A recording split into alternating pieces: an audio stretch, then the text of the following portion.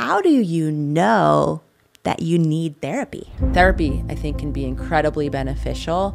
Again, I also know not all of us have access to it. And I know there are so many hours outside of that 1 hour that many of us get in a therapy room where these habits and patterns live and are coloring our lives. That is so clear. And I've never heard that before. Clinical psychologist, internet sensation, Nicole LePera. How do you stop the spiral of negative thoughts? For someone who knows right now there's something off in their mental or emotional wellness, what exactly should they do right now? I think we won't ever feel whole, feel worthy, feel loved unless we are also. How do you know if your therapist is good? Our relationships can be our greatest teachers because we are blinded to ourselves in so many ways. We don't understand how powerful we are. Why do we stay in relationships with people that hurt us? So you'll always hear me break down change, ending a relationship that hurts us, down into 2 steps. So what do you do if you're the loved one watching them continue to stay in a relationship that is either toxic or hurting them? What do you do? Change happens when we first see what we're doing, and then when we give ourselves the time and space without shame, without judgment, to get curious. Are we wired to not be monogamous? You are in a throuple, right? So a couple is traditionally defined as 2 people in a committed relationship. A throuple is 3.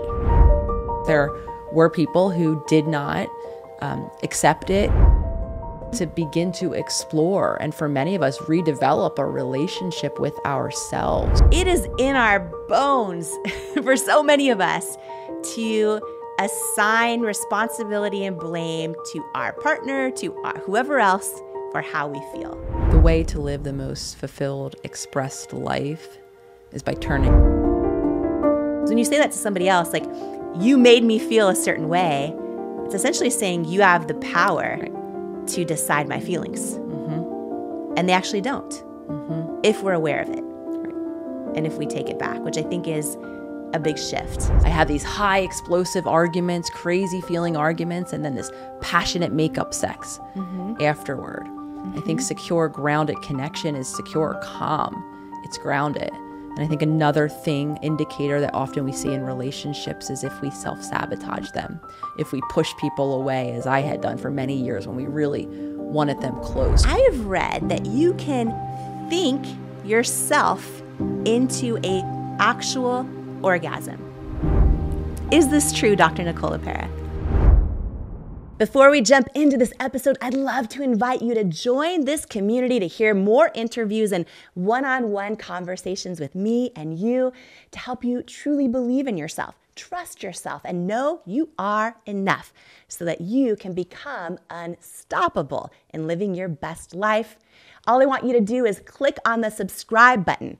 I love your support. It's incredible to see your comments and how many of you are, sharing these episodes with everyone else. And I'm just so grateful to be here for you. And I'm so excited to go on this journey with you. So thank you for subscribing. It means so much to me. Who you spend time around is so important, as energy is contagious, and so is self-belief. And I'd love to hang out with you even more, especially if you could use an extra dose of inspiration, which is exactly why I've created my free weekly newsletter that's also a love letter to you, delivered straight to your inbox each and every Tuesday morning from me. If you haven't signed up to make sure that you get it each week, just go to jamiekernlima.com to make sure you're on the list, and you'll get your One-on-One with Jamie weekly newsletter and get ready to believe in you.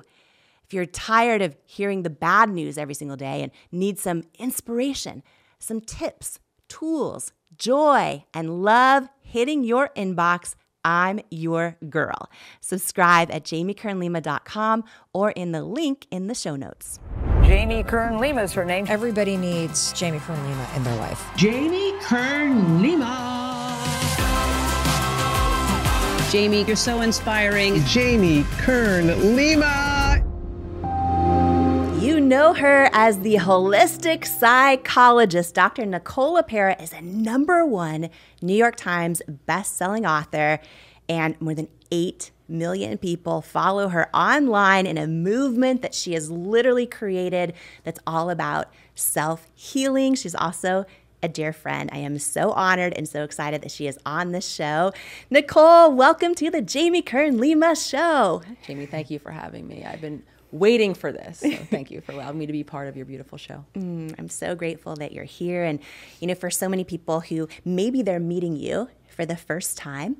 I know in 2017, you were a practicing clinical psychologist and kind of fed up with traditional psychology. And you started sort of doing the work of creating this whole new, what's now a movement, where you're combining traditional psychology and then mental and physical wellness with spirituality. So can you share, for those of us like learning about this for the first time, what is holistic psychology? What is the self-healers movement that is now millions and millions and millions of people strong?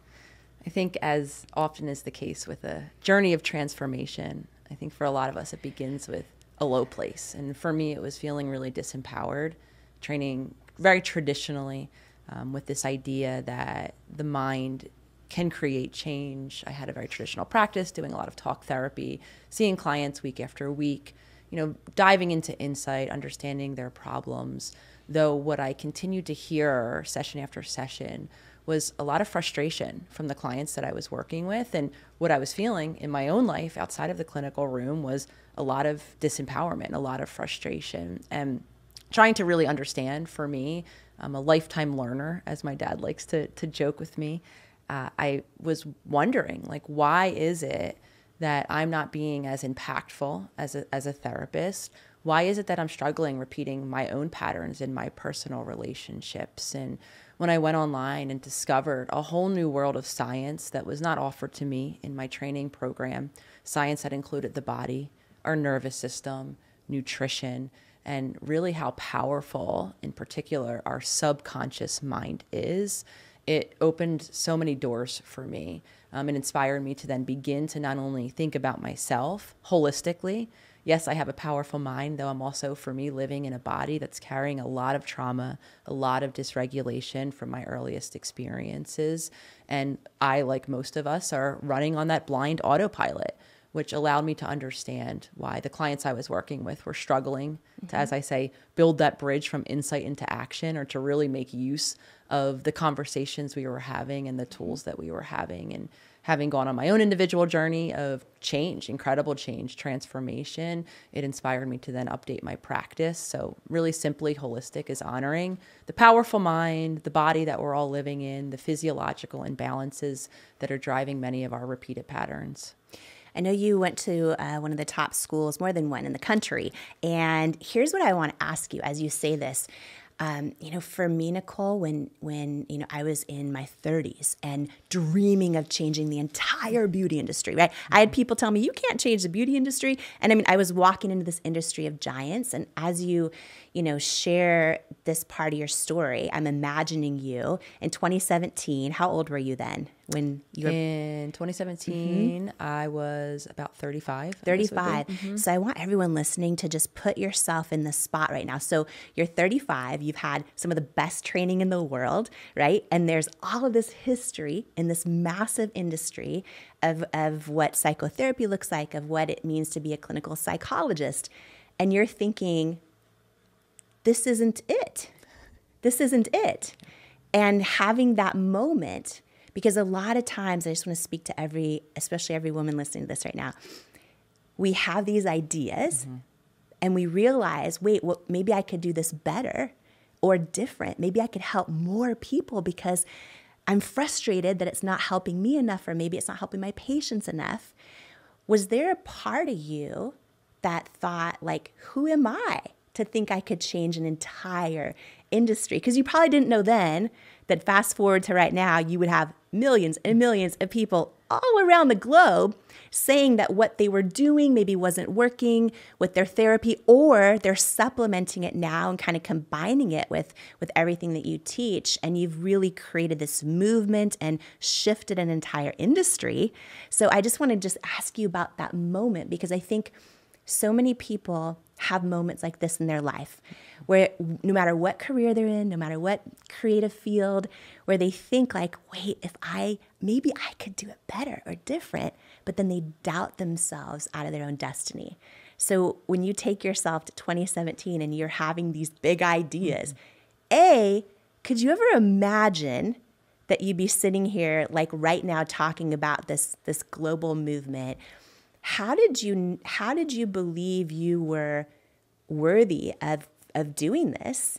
How did you do it? How did you take that chance? And I just want kind of everyone out there to put themselves in your shoes as you share this, because I think it's something that most of us maybe doubt ourselves out of, taking chances like this that could literally help so many people and change the world.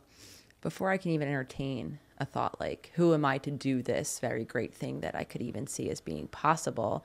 And I think, again, I'm speaking possibly to a lot of the women listening in particular. There was a very conditioned pleaser part of me, people pleaser, that doubted my own truth for so long, even outside of my professional world, where, of course, I had to worry about, or I worried about what my colleagues would think, what everyone that came through a similar program would think. That now that I'm talking about all of these other subjects in my personal life, I had spent decades, 3+ decades, watering down my true perspectives on certain things, especially within my family, being so disconnected from my emotions. Or if I was aware of what I was feeling in any given moment, I would suppress it, usually in concern of, or if I had an idea of what I needed in any given moment, I would play some tape forward in my head and then worry about how the person on the receiving end would experience me. Would I disappoint them? Would I upset them? So as I was coming to these new truths that I was living in action and creating incredible transformation in my life, particularly around my experience of anxiety, which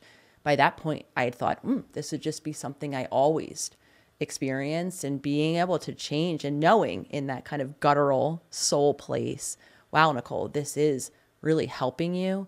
That conditioning was so strong.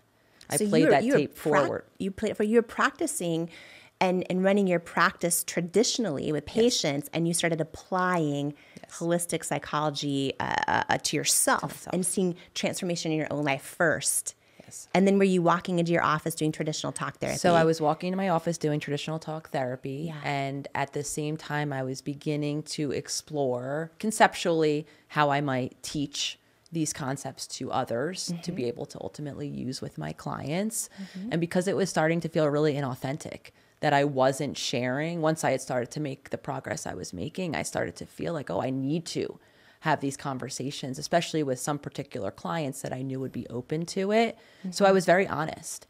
As I started at the same time seeing my online platform develop, the community develop, seeing and hearing the need for these holistic kind of models and desire to work with me one-on-one, I started to open up some sessions. So I was doing holistic work at the same time.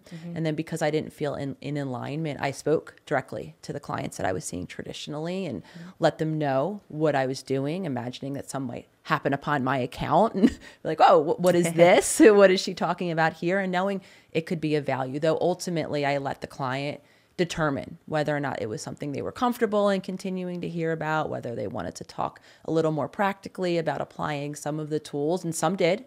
And some very much were more interested in just having that space to be supportive, to get the traditional talk therapy. So I honored those arrangements until I got to the point of really wanting to transition over really fully and completely to doing the holistic work.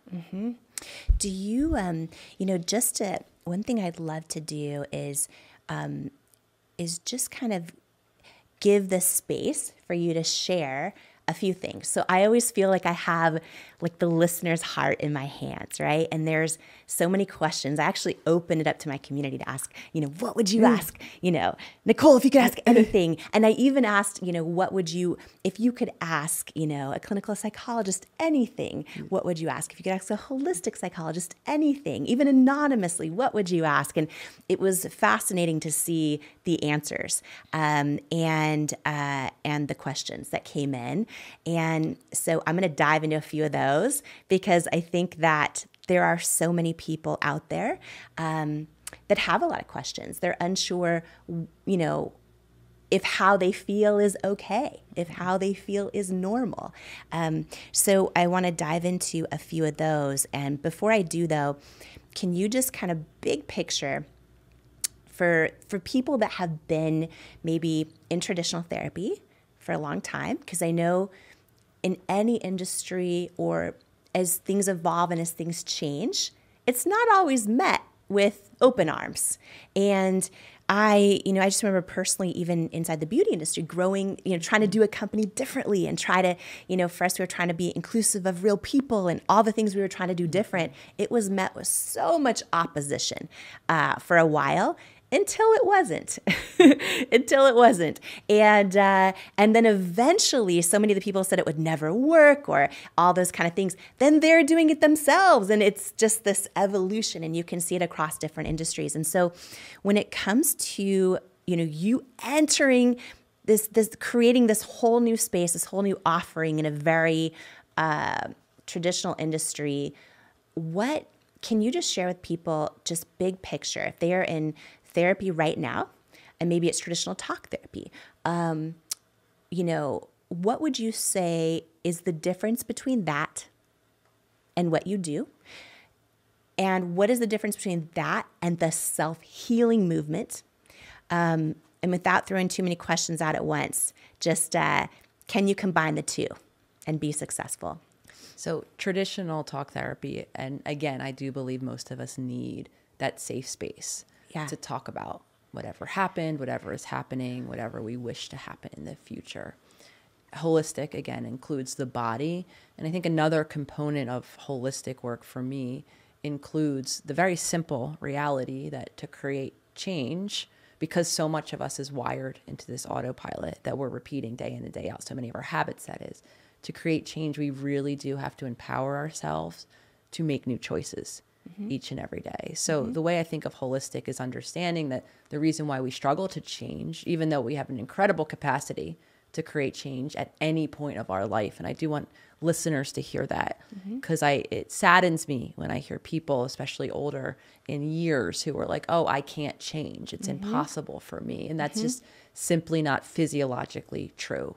We can change at any time. Most of us, though, are stuck because we are repeating patterns that at one point were protective. And so the concern and what I would see play out is when we were continuing just to talk about problems or not apply those action steps or not equipped ourselves to understand that change, even if it is in a positive direction, will create resistance. It will create discomfort. While we can change, our body feels protected in our old habits, even those that don't serve us. So it's applying these new small choices that we can make day in and day out, which in my opinion need to include our body, need to, for many of us, include expanding our body's ability to tolerate from the natural stress of change, to, for many of us, shedding identities, becoming a new person, all of the fears and concerns that come along with dynamically then changing in these embedded relational networks that so many of us have found ourselves operating in for so long. So that is, I think, the biggest shift between traditional and holistic work. Self-healing, in my opinion, is really just empowering the self, the individual, as the main active participant. So even for those of us who have access to these helpful clinicians or therapists or supportive coaches, it is us each and every day that's waking up, that's either, dropping back and blindly going on our autopilot throughout the day, or remaining committed to creating new choices in our mind and in our body. And it also, I think, applies to the many of us who have been made to doubt our own intuition, our own instincts. I think for me, like a lot, we go into a supportive place and we almost squash our own knowing, right? We assume that someone, because they have letters after their name, and this applies outside of even the traditional psychology field. I've seen it in the medical field. I've seen it in my own family, seeking medical treatment. This idea that someone else knows better than what I know to be true. So self-healing, I hope to be a movement of empowerment where we can learn how to be the active participant that we need to be to create incredible change and incredible transformation in our life. And absolutely, a lot of people in my community membership, Self-Healer Circle, have access to the supportive professionals, are in therapy themselves, and are also engaging in community-based healing, which became such a priority for me as I was creating the platform on Instagram and seeing how global the community was, how many people were living the same struggles and empowering themselves to change in the same ways. I became acutely aware of the lack of accessibility, especially outside of the States, the United States here. So for me, knowing that not everyone will have access to the helping professionals or to the financial resources to be able to utilize those services, community-based healing is number one a priority, in addition to free and accessible content on my social media pages. After reading so many stories out there, so many testimonials out there, there are so many people saying that they have shaved years off of their healing journey by doing this, by combining their self-healing with the access that they have to traditional therapy. And so just to kind of clarify this as well, because I think with anything new, with anything that's shifting things forward, there's always confusion out there. And so when it comes to the self-healers movement, you're not saying stop your traditional therapy, you're saying whether it's in addition to, or if it's what you have access to, here's how to take power into your own hands. 100%. I appreciate, Jamie, you bringing that up, because I do see misinterpretations, actually to the extent where people have believed me to be cited saying, don't go to therapy. And that's never a statement that would come out of my mouth. I truly believe we all need a safe, secure relationship somewhere. Though, again, not all of us have access to it. And actually, when I began my healing journey and discovered all of the ways I was suppressing my wants and needs, like I was describing earlier, and needing to create space, and I made the very difficult choice to separate, to take some time away from my family of origin. It ended up being about 1.5 years for me to just begin to rediscover who I was outside of those very enmeshed, codependent relationships where I didn't know who I was outside of the function I played in my family, which was a lot of reliance my family had on me for a very long time. And after that period of separation, we reunited in a family therapist office. That's where my family very gratefully took my exit to be an inspiration for them to do some of their own self-reflection, some of their own beautiful work in healing and creating changes in their own individual relationships and their own dynamics as a family. And then we all made the shared decision to reintegrate and to explore new dynamics, new boundaries moving forward that would better work for all of us, allow us all to be in a deeper, more authentic relationship. And we did so in a therapist office. So therapy, I think, can be incredibly beneficial. Again, I also know not all of us have access to it. And I know there are so many hours outside of that 1 hour that many of us get in a therapy room where these habits and patterns live and are coloring our lives. So it's like the power combo. Yes, I think so. Whatever you have access to plus this, which has become so accessible thanks to all the stuff that you're doing online, which is really a beautiful use of technology. There's a lot of, So shifting gears for a second, you say, being loved for who you truly are is a fundamental human need. Yet so many of us are so scared to show up in this world as who we truly are for fear we won't be loved if we do. Like, it's a real thing. And just seeing a pattern of you being willing to show up as who you truly are and what you truly feel in your profession, seeing a pattern of you now sharing how you've done that in your family. You recently shared something that, you have millions of people who look up to you globally. And you recently shared a part of who you truly are that could potentially put some of that at risk. I think a lot of people are going to learn a brand new word today. You are in a throuple, right? So a couple is traditionally defined as two people in a committed relationship. A throuple is three.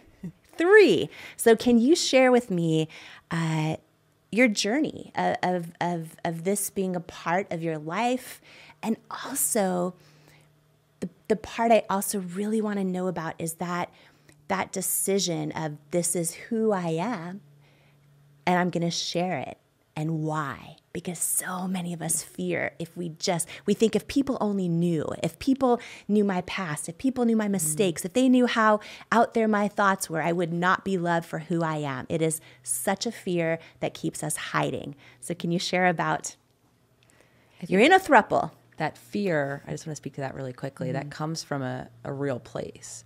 For many of us, a lived experience in our earliest relationships when we were dependent on some version of care being given to us to keep us physiologically alive.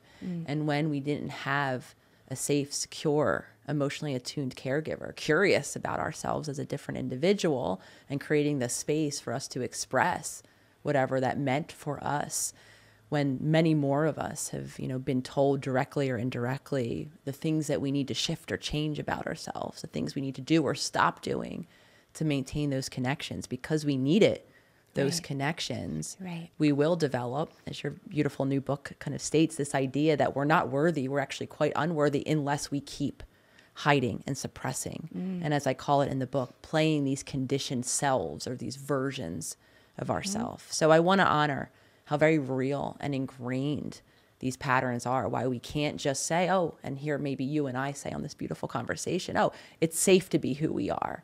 Wired into our mind and body, at one time it was not safe. Our connections were at risk.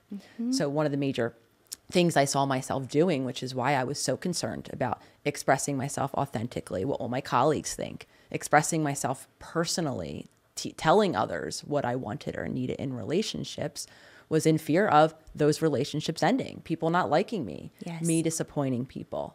As I worked through that, because it does feel, it's not just, again, something we can affirm away. Putting ourselves out there is vulnerable. Tolerating the fear and sometimes the reaction that we fear we will get when we get that, continuing to live in alignment. I had done that. Social media was a really great practice for me. And it's quite honestly one of the reasons I created the account, was to practice authentically sharing my truth. And I'd done that for long enough and felt the difference in my body of how it feels not to have that censor in my mind, not to always be worrying about what people think, and just being able to be myself as I am. I knew what that translated to. I felt in greater flow. My relationships became deeper and more authentic. So as I was continuing on in my personal journey with my partner, Lolly, who I've now been together with for 10 years, we connected with Jenna, who became a part of the business, to be quite honest. When we opened up the membership, she was a community member who I would get familiar with people's handles very early on in the journey, because they would always be commenting, and this was someone I knew that I was very aligned with. So she was part of your self-healers community. She was part of the self-healer community on the Instagram account. Still a lot of members of the community from the early days I still know by handle. I love the opportunity when I get to meet them in person, and she was one of those. I saw what she was sharing, under my post on her own page. I sensed alignment. When the circle opened up, we desperately needed support, Lolly and I, that we needed someone else to help us practically run the business. She swooped in with a DM near immediately when we had put up a story telling how much we needed support in a given moment, and she became part of the business. And we all ended up living in the LA area and spent some now in-person time together. And as the relationship continued, it became clear to the three of us that there was deeper feelings happening. It's funny when I hear you say throuple too, this was not a word that I had ever heard about in a million years. I had never thought about a polyamorous or an open relationship. I never thought about a relationship outside of the relationship that I was in with Lolly, though each of us personally committed to being who we are and to speaking what was on our heart, as we became aware that what was on our heart was interest in seeing what was possible in terms of a professional relationship, evolving the relationship, of course, spending several months now in what I call an expanded relationship, all Googling, oh, can you do this? What is this? Turns out it's called a throuple. And at the time we were recording podcasts together, Jen and I. So we're still working together, sharing much of our individual journeys. We're running the circle together where we, present things quite often, sharing our journeys. And here was another moment where it started to feel misaligned, where like when I was in that treatment room, oh, I have all of this holistic information and I'm not sharing it. This doesn't feel good. I don't feel like I'm in my flow. I was starting to feel that way professionally. Oh, I'm leaving out, or I'm kind of modifying parts of my conversation because I'm not yet out in this way. And to speak to your point, worrying, what would people think, knowing it's not a traditional relationship, knowing that some people would reject it and see me and the work differently. What was more important for me at that time was continuing to live authentically. So making the decision to come out, if you will, a second time now on Instagram and let the community know so that I could speak more freely, so that as people were starting to see me publicly and come up and say hi, I didn't have to worry about how I was presenting myself. And of course, there were people who did not accept it in some ways. And there were so many more who accepted it with open arms, who acknowledged and appreciated my ability to speak my truth. And I think this applies even outside of, our truths in our relationships. Not everyone is going to go on a journey of opening their relationship, though. The beautiful point you made earlier, so many of us know what's on our heart. And we don't make the choice to speak it, or we don't make the choice to be ourselves in any given context. And my hope for sharing this part of my more intimate journey is giving us all the permission to listen to what's on our heart. It's a very powerful part of our individual experience, and giving each of us the courage to learn how to live in that authentic self-expression.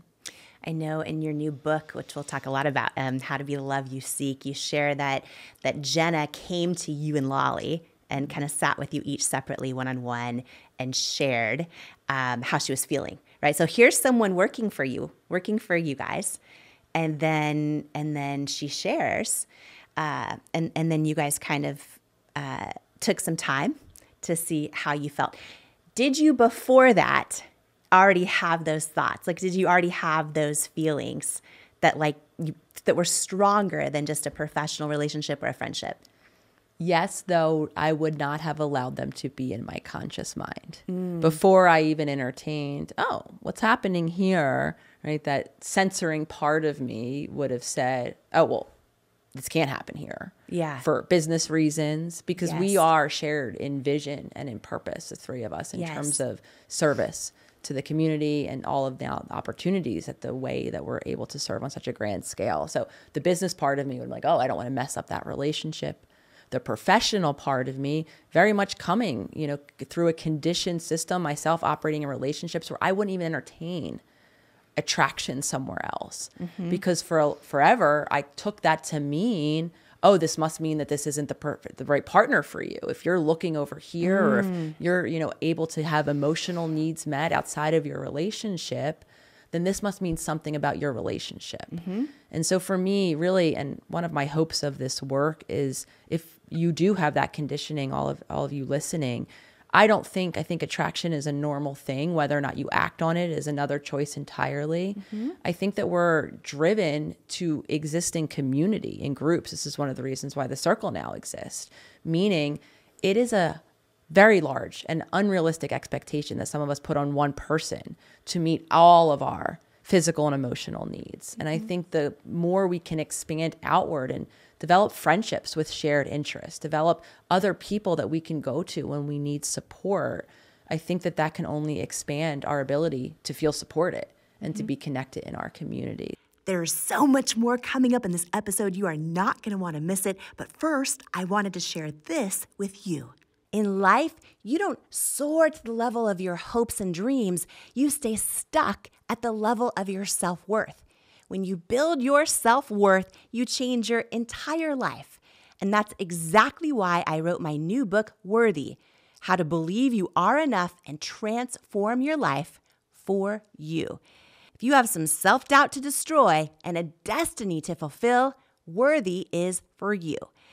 In Worthy, you'll learn proven tools and simple steps that bring life-changing results, like how to get unstuck from the things holding you back, build unshakable self-love, unlearn the lies that lead to self-doubt, and embrace the truths that wake up worthiness, overcome limiting beliefs and imposter syndrome, achieve your hopes and dreams by believing you are worthy of them, and so much more. Are you ready to unleash your greatness and step into the person you were born to be? Imagine a life with zero self-doubt and unshakable self-worth. Get your copy of Worthy, plus some amazing thank you bonus gifts for you at worthybook.com or the link in the show notes below.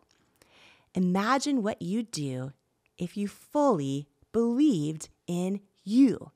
It's time to find out with Worthy. Who you spend time around is so important, as energy is contagious, and so is self-belief. And I'd love to hang out with you even more, especially if you could use an extra dose of inspiration, which is exactly why I've created my free weekly newsletter that's also a love letter to you, delivered straight to your inbox each and every Tuesday morning from me. If you haven't signed up to make sure that you get it each week, just go to jamiekernlima.com to make sure you're on the list, and you'll get your One-on-One with Jamie weekly newsletter and get ready to believe in you. If you're tired of hearing the bad news every single day and need some inspiration, some tips, tools, joy, and love hitting your inbox, I'm your girl. Subscribe at jamiekernlima.com or in the link in the show notes. And now more of this incredible conversation together. I would have maybe had aversion. I mean, there was attraction there, of course, though I wouldn't have allowed myself to engage with it because I would immediately have worried what that meant about my relationship with Lolly. So I'm indebted to Jenna. She's always been someone, we come from very different backgrounds and very different paths that led us to working together and now being in a personal relationship, though her path has always been heart-led, heart-driven. She was always very clear. So her courageous moment of coming to both of us and acknowledging without any expectation of what the two of us would think or do with the information was so relieving because it did give language to something that was beneath the surface for all of us. And it also opened then the possibility in a way that I don't know if I would have entertained it myself. So you're saying for people right now listening who might be in a relationship, maybe a marriage for decades, or maybe a newer relationship, if they have these sort of thoughts or these attractions outside of their relationship, that it's not necessarily an indication that they're in the wrong relationship. In my opinion, no. I think that human beings, are and can be attracted naturally, even to different aspects of personality, of a relationship beyond just physical features. And I also know, like I said, that we're wired to exist in groups. So I think a lot of the ways we're living now is quite unnatural. In separate homes, some of us even completely in distance from our families or our supportive communities, being made to move for work or for whatever reason. And I think we need more than one person at any given time.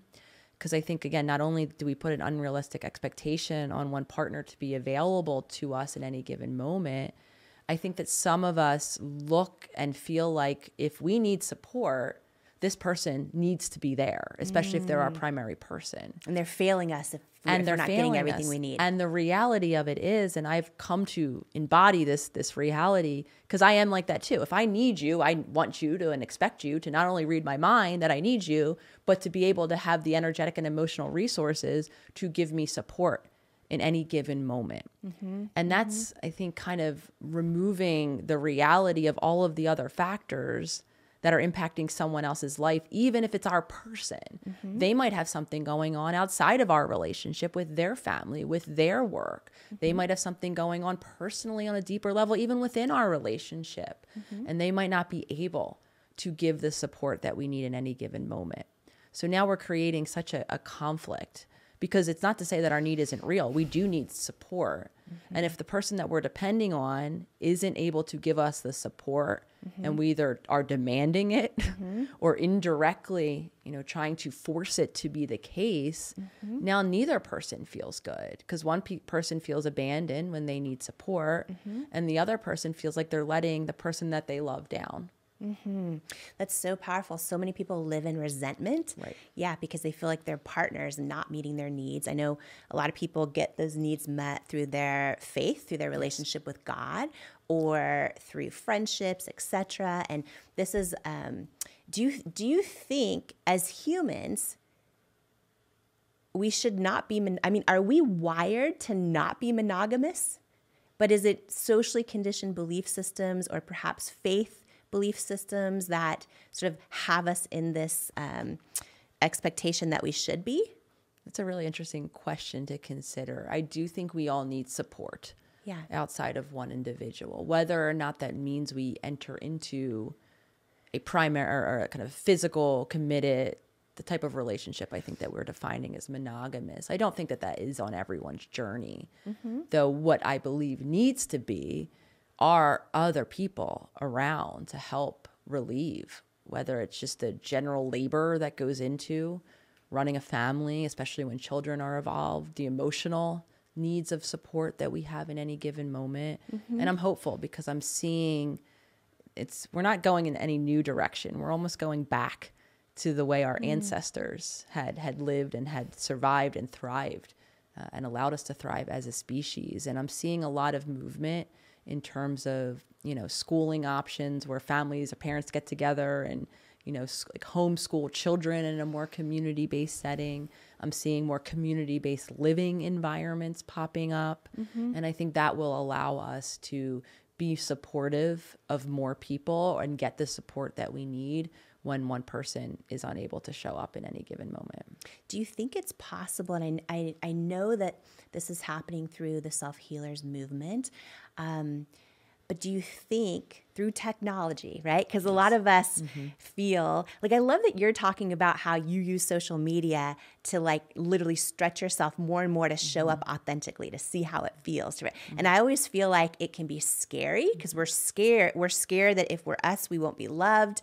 But then when you actually do it and someone sees you for who you truly are, I feel like it tastes like freedom, right? It tastes like freedom and like you're alive.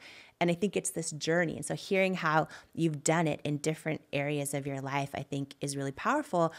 A lot of people are still scared to do it. A lot of people feel technology has put a barrier of disconnection in their relationships, or they can't tell if someone's filtered or unfiltered. Do they really look like that? Their picture on the dating app, like, is that even who they say they are?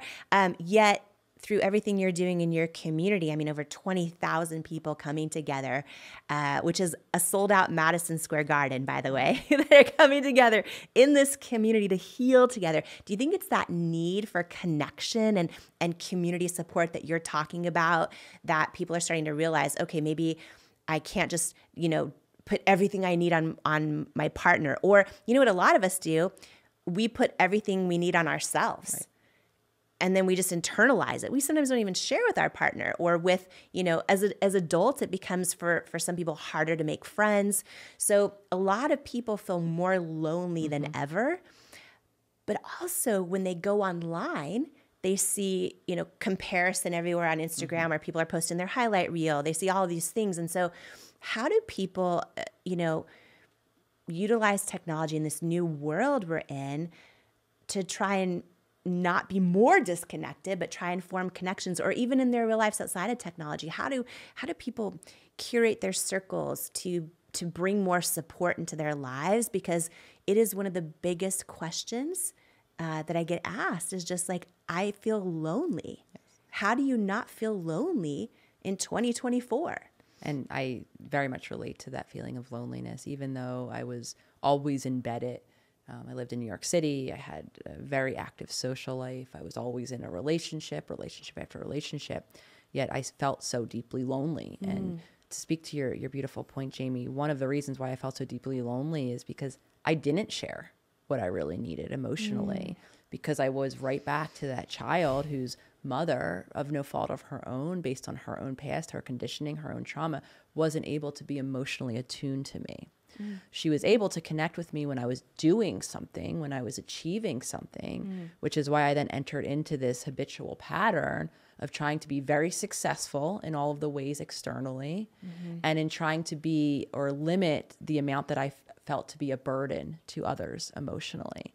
And what that then looked like was pushing myself past my physical limits, not even being connected, as I shared earlier, to what my emotions were. If I had an instinct of what I needed emotionally, feeling way too vulnerable and almost anticipating that my person that I would go to in that moment would show up just like my mom once did, which was be unavailable. So I kind of played this subconscious tape forward, convincing myself out of even being open for the support that I needed. So loneliness was such a theme. I carried it through my life.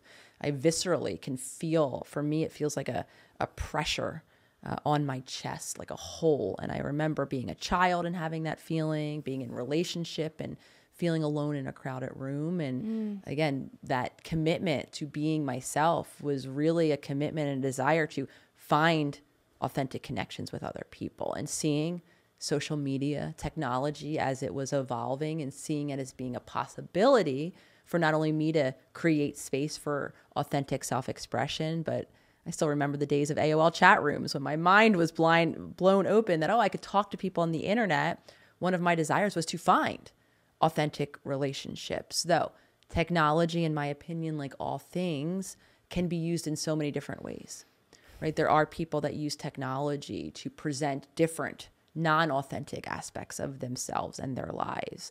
Technology can be a distraction where we're just scrolling and not actually present to ourselves or to our relationships. We're using it as a protection from being present to whatever might be there that might be overwhelming us or that might be uncomfortable for us. So technology in general, I think, is not the issue per se, though learning how to be a conscious participant in technology, determining if you are using it for endless comparisons to feel bad about yourself, to validate, right, that deep feeling of unworthiness. If that's the reason you're using it, or using it to distract yourself from deeper things that are happening, then we don't have to shame the fact that that's what's happening right now. Oftentimes that's a learned habit. A lot of times it's aimed at protection.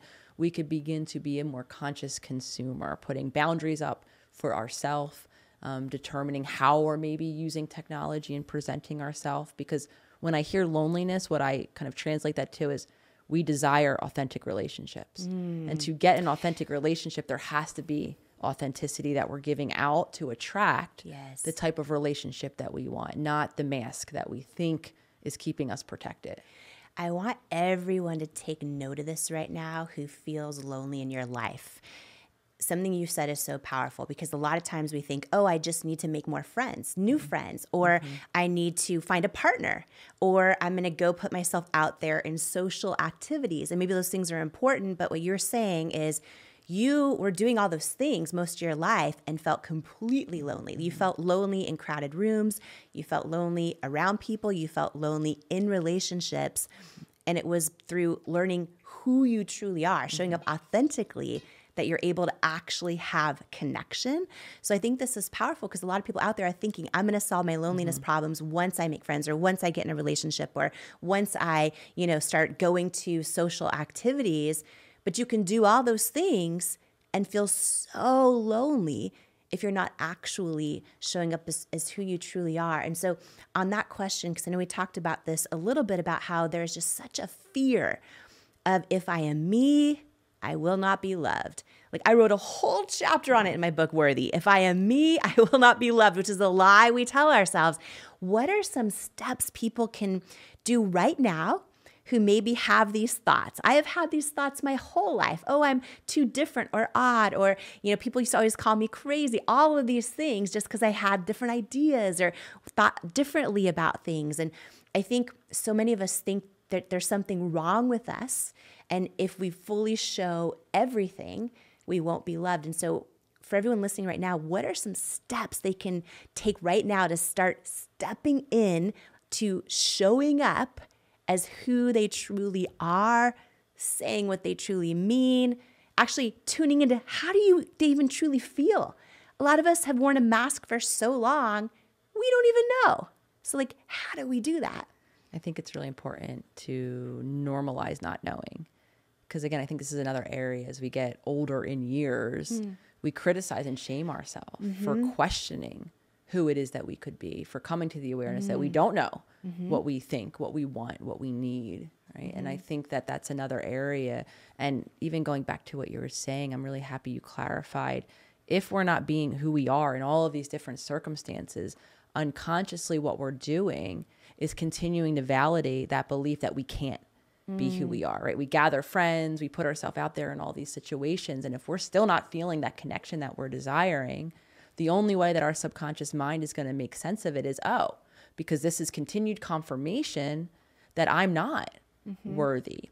So the practical is to become aware, not first of what we want or what we need, or even being able to make choices in that direction, is to becoming aware of what are our habits? How are we showing up? How do we think we have to show up for other people? What is the role that we're playing in our relationships, right? Because until we see in action what it is that we're doing, all of the moments where we're instinctually saying yes when we mean no, or not even pausing to check in, just showing up, as many of us do, as the caretaker, always in service of someone else, maybe even thinking that that's what selflessness or love is, right? We have to see in action the habits that are creating the dynamics that we're playing in our relationships, or that are keeping our focus away from the most foundational relationship, which is with ourselves. And then in those moments where we see ourselves instinctually going to play that role, hitting pause, delaying the conversation or the response, and giving ourselves time and space. When I was sharing that one of the most difficult decisions, if not the most difficult decision I made, was to take space from my family. And that was because of no fault of what they were doing or not doing. That was because I was so instinctually programmed to just show up in service of whatever they needed in any given moment, that I didn't have that space to pause. And as I made that choice to take the time away, to give myself that pause, regardless of how they were feeling in reaction to it, in fear of how they were feeling, in concern about would they even want to reconnect with me, though very affirmed that I needed that because I couldn't separate myself otherwise. And then I got curious. And then I spent time not even shaming myself in terms of what entertaining, asking ourselves the question. So practically, again, breaking the habit. A lot of times that means hitting the pause in those moments where we're instinctually compelled to act or play the role. And then not judging ourselves for needing time and space to turn inward, to begin to explore, ask ourselves, what does my body need in this moment, physically, emotionally? What's coming up for me? What sensations am I feeling in my body? What am I feeling that I might want to do with these sensations to help myself, support myself through them? So of course, these aren't, I think, steps that happen overnight, though. Change happens when we first see what we're doing. And then when we give ourselves the time and space without shame, without judgment, to get curious, to begin to explore. And for many of us, redevelop a relationship with ourselves, one where, yes, the world could still be requesting things of us. We still might want to show up in service of others, as I very much do, though we have a space within those relationships and within that service that we're giving to tend to our needs, our wants, which are changing in any given moment. So take first of all, space for awareness, just starting to be aware of, am I showing up authentically? And then like, how does this feel in my body, right? Whenever, I've heard it said this way, that when something is a lie, or not right for us, we feel our body tense, right? And when it's aligned or congruent, or authentic, we can kind of feel our body relax a little bit, and you start to just notice that, right? Notice what comes up for you. And I think also like one little step is what you mentioned is just, when not saying yes when you really mean no. Like try it once today, right? Like when someone asks you to do something, take that one little step and actually try saying what you really mean. And it's kind of like one step at a time, but it's scary for a lot of people. But I think that, you mentioned about you also just taking a pause, right? There are so many people that believe they need a pause from someone in their family or their entire family, or perhaps a friendship, another kind of codependent relationship in their life, whatever it might be. But they're scared to set a boundary. They don't know how to set boundaries. They think, am I going to hurt that other person if I set a boundary? And can you talk about like, what are boundaries? Why do we need them? How do we make sure boundaries don't make us feel even more disconnected? Boundaries really simply are limits or space of separation that we can create between us as an individual and all of our relationships. And to relate and to be of service and in true connection and in true self-expression, which allows us to be in an interdependent relationship where I'm me, you're you, and together we can join together in harmony. We can negotiate to make sure that both of our wants and needs are in consideration for whatever choices that we're making forward. We have to have that space of separation where I don't blend into you. I don't feel responsible for taking care of your needs. I don't feel responsible for your emotions. And that description is really what I learned in my childhood, that there wasn't separation, that I was defined by my achievements, by how my mom was present to me in those moments, felt very responsible because of lack of emotional boundaries, would hear moments or be disconnected from my mom in moments where I upset her or disappoint her in my actions or my expression. She would often give me the silent treatment. So a lot of us develop this lack of boundary, though boundaries are important because not only do they allow us to meet our own needs, which allows us to then give, it's the air, when we're on an airplane, right? And the mask falls down, oxygen mask. I couldn't think of that analogy. I mean, it took me until recently to really understand, as simple as that is, the message behind that. If we're not physically surviving or thriving, it's very hard to care for another individual. So for many of us who have learned codependent or lacked boundaries, or who have even taken this selfless act of service to, be this idealized good person conditioning, I think that a lot of us have, boundaries are necessary. Having time and space for our needs allows us to give and support and be of service to other people. So learning where our boundaries exist in terms of, do I have space in my relationships to tend to my physical needs? Or am I always caring for someone else's physical needs? Do I have space to attune to my emotional needs? Can I give support and receive support in the moments where I need either, right? Do I have that point of separation? And when we either explore and see that we don't, then we have to stay committed. As easy as I think as it is for many of us to look outside and to wish someone would just act differently so that then we could feel or do differently in our relationships, the more empowered space really to be is, what can I do? Can I set a boundary or a limit? Can I show up a little less frequently when someone needs me if I don't energetically have the resources to be available? Can I acknowledge the moments where I don't have anything to give emotionally because I'm in a state of emotional need?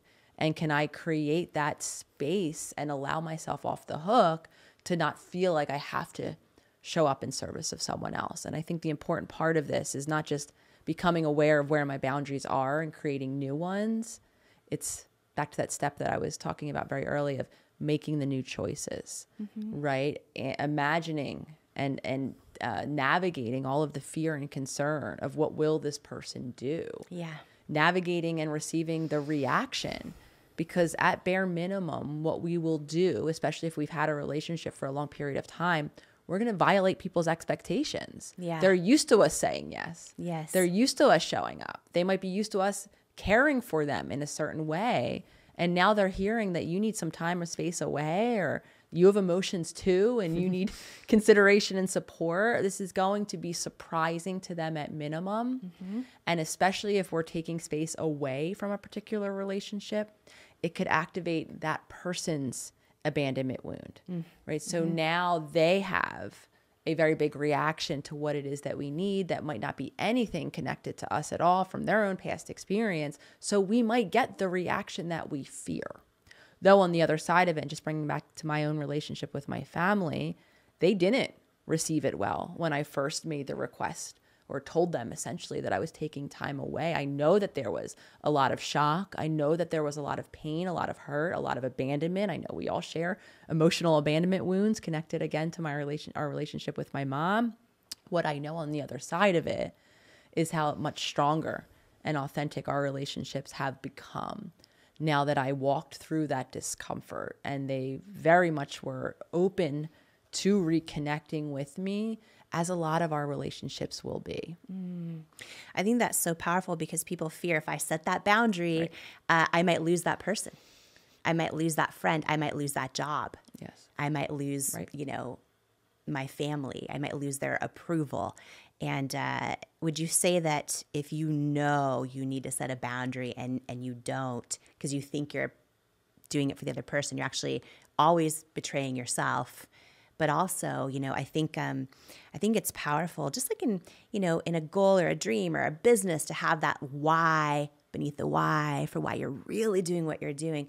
I think with boundaries, it's important to know, to kind of set that why I need to do this, so that you can lean on that, because it's probably going to be met, like you said, with resistance, and kind of knowing, okay, if I really want the depth of connection with my family or with my partner or with my friend, if I really want to last in this job a long time and find fulfillment, having that big vision and why I'm doing this boundary, like I've got to set this boundary. Or if I really want, to be filled up myself so I can love and give more to that other person, I need to set this boundary, like having that why there, because it's tough. People don't get it. They don't like change. They think you're changing. They think that, you don't appreciate them anymore. You take them for granted, all those things that come when you set a boundary. But I love hearing your journey of how you set a boundary with your family. Took what you said, 1.5 years away from them after being in a relationship where they depended on you so much, but you needed to find who you were, how you really felt. And now you guys have that much more authentically connected relationship. And I think even beyond the self-betrayal that you were referencing that happens when we don't honor or set our own boundaries and honor them is the resentment, like we were talking about earlier. It then becomes so natural for us to get upset directly or indirectly with the other person, holding them responsible for our lack of boundaries on some at least subconscious level. And then over time, that resentment can quite quickly turn into contempt, which has been studied in relational literature, relational research, that can be one of the number one killers, like points in which factors that contribute to the end of the relationship. So I can make a case not only will allow us to be in alignment with ourselves individually so that we can be of service to others, it will decrease the natural resentment that happens as a byproduct of us not having our needs met. It's so powerful. I want to recap this. I know there's a study, I believe it's by the Gottmans, that show the one predictor, like if they watch couples, and I think they've watched tens of thousands of married couples, the one predictor that a marriage is going to fail is if they observe contempt, right? In that marriage.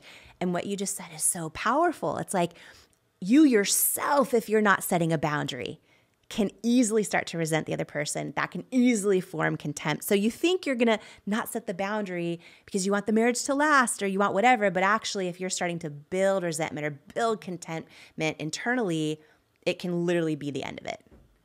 That's really powerful. Another powerful reason to just be aware of them, because I think that so many of us are raised to be people pleasers, and we think a boundary is not going to please a person. So then we you know what I mean? And so this is so good, whether it's almost like whether you're doing this for yourself or you want to please that other person so much that you want their needs to be met. Well, the way to do that is to set your own boundaries, fill your own tank, make sure you're full so you can love more true, more connected, and more. So however you slice and dice it, setting boundaries is important. Yeah. But it's hard for a lot of people. And this all goes back to, I think, the underlying kind of conversation we're having around belief. you know, in the self and the worthiness that we have to set the boundary, to show up as who we are, to be supported and connected in our authentic self-expression. The more we in action live those choices every day, even when they're hard, the more, this is how, in my opinion, beliefs truly change. Affirmations are an incredibly important tool to affirm a new way of thinking, though that has to go hand in hand with these daily choices. And when we're acting in self-betrayal, when we're neglecting ourselves so we think in service of someone else, the belief that we're strengthening, like I was sharing earlier, is one of unworthiness.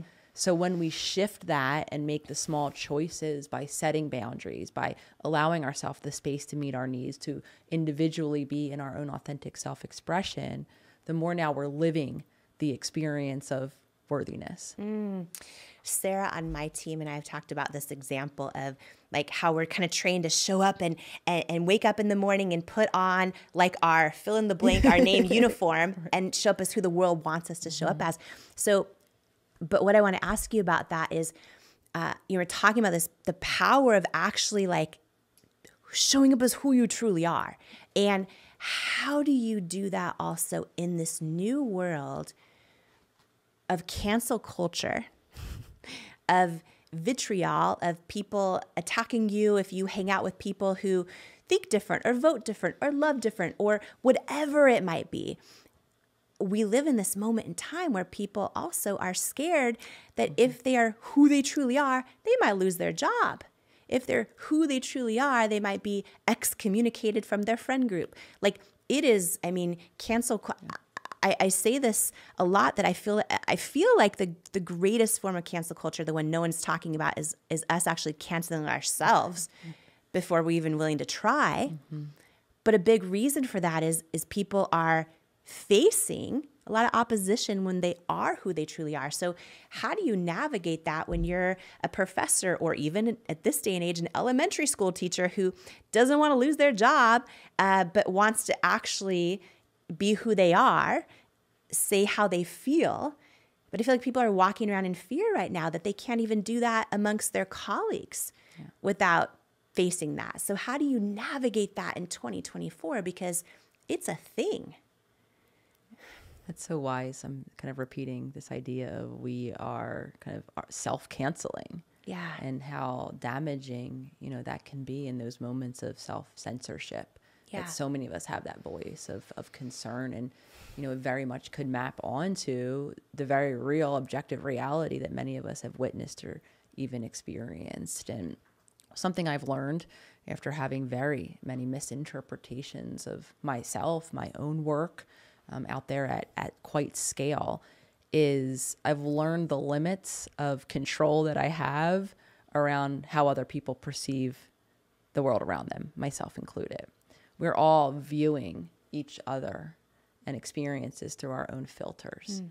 And what I mean when I say that is there is no quote unquote, as uncomfortable as I think this is for many of us, objective reality, where everyone, even in this room that we're in right now, can have one experience happen and us each describe it or experience it in the exact same way. Yeah. Because out of our conscious awareness, we're each filtering. We're seeing certain aspects of it.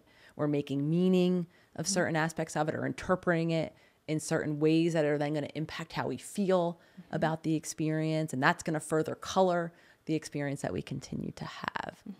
So grounded in that reality that no matter how much as the person, as I shared earlier, I wanted to be liked by everyone, not upsetting anyone, after having moments where it doesn't matter how we say things, sometimes people will see and will filter and will interpret our saying, our actions, our self-expression in a way that's more connected to them than to it is at us at all.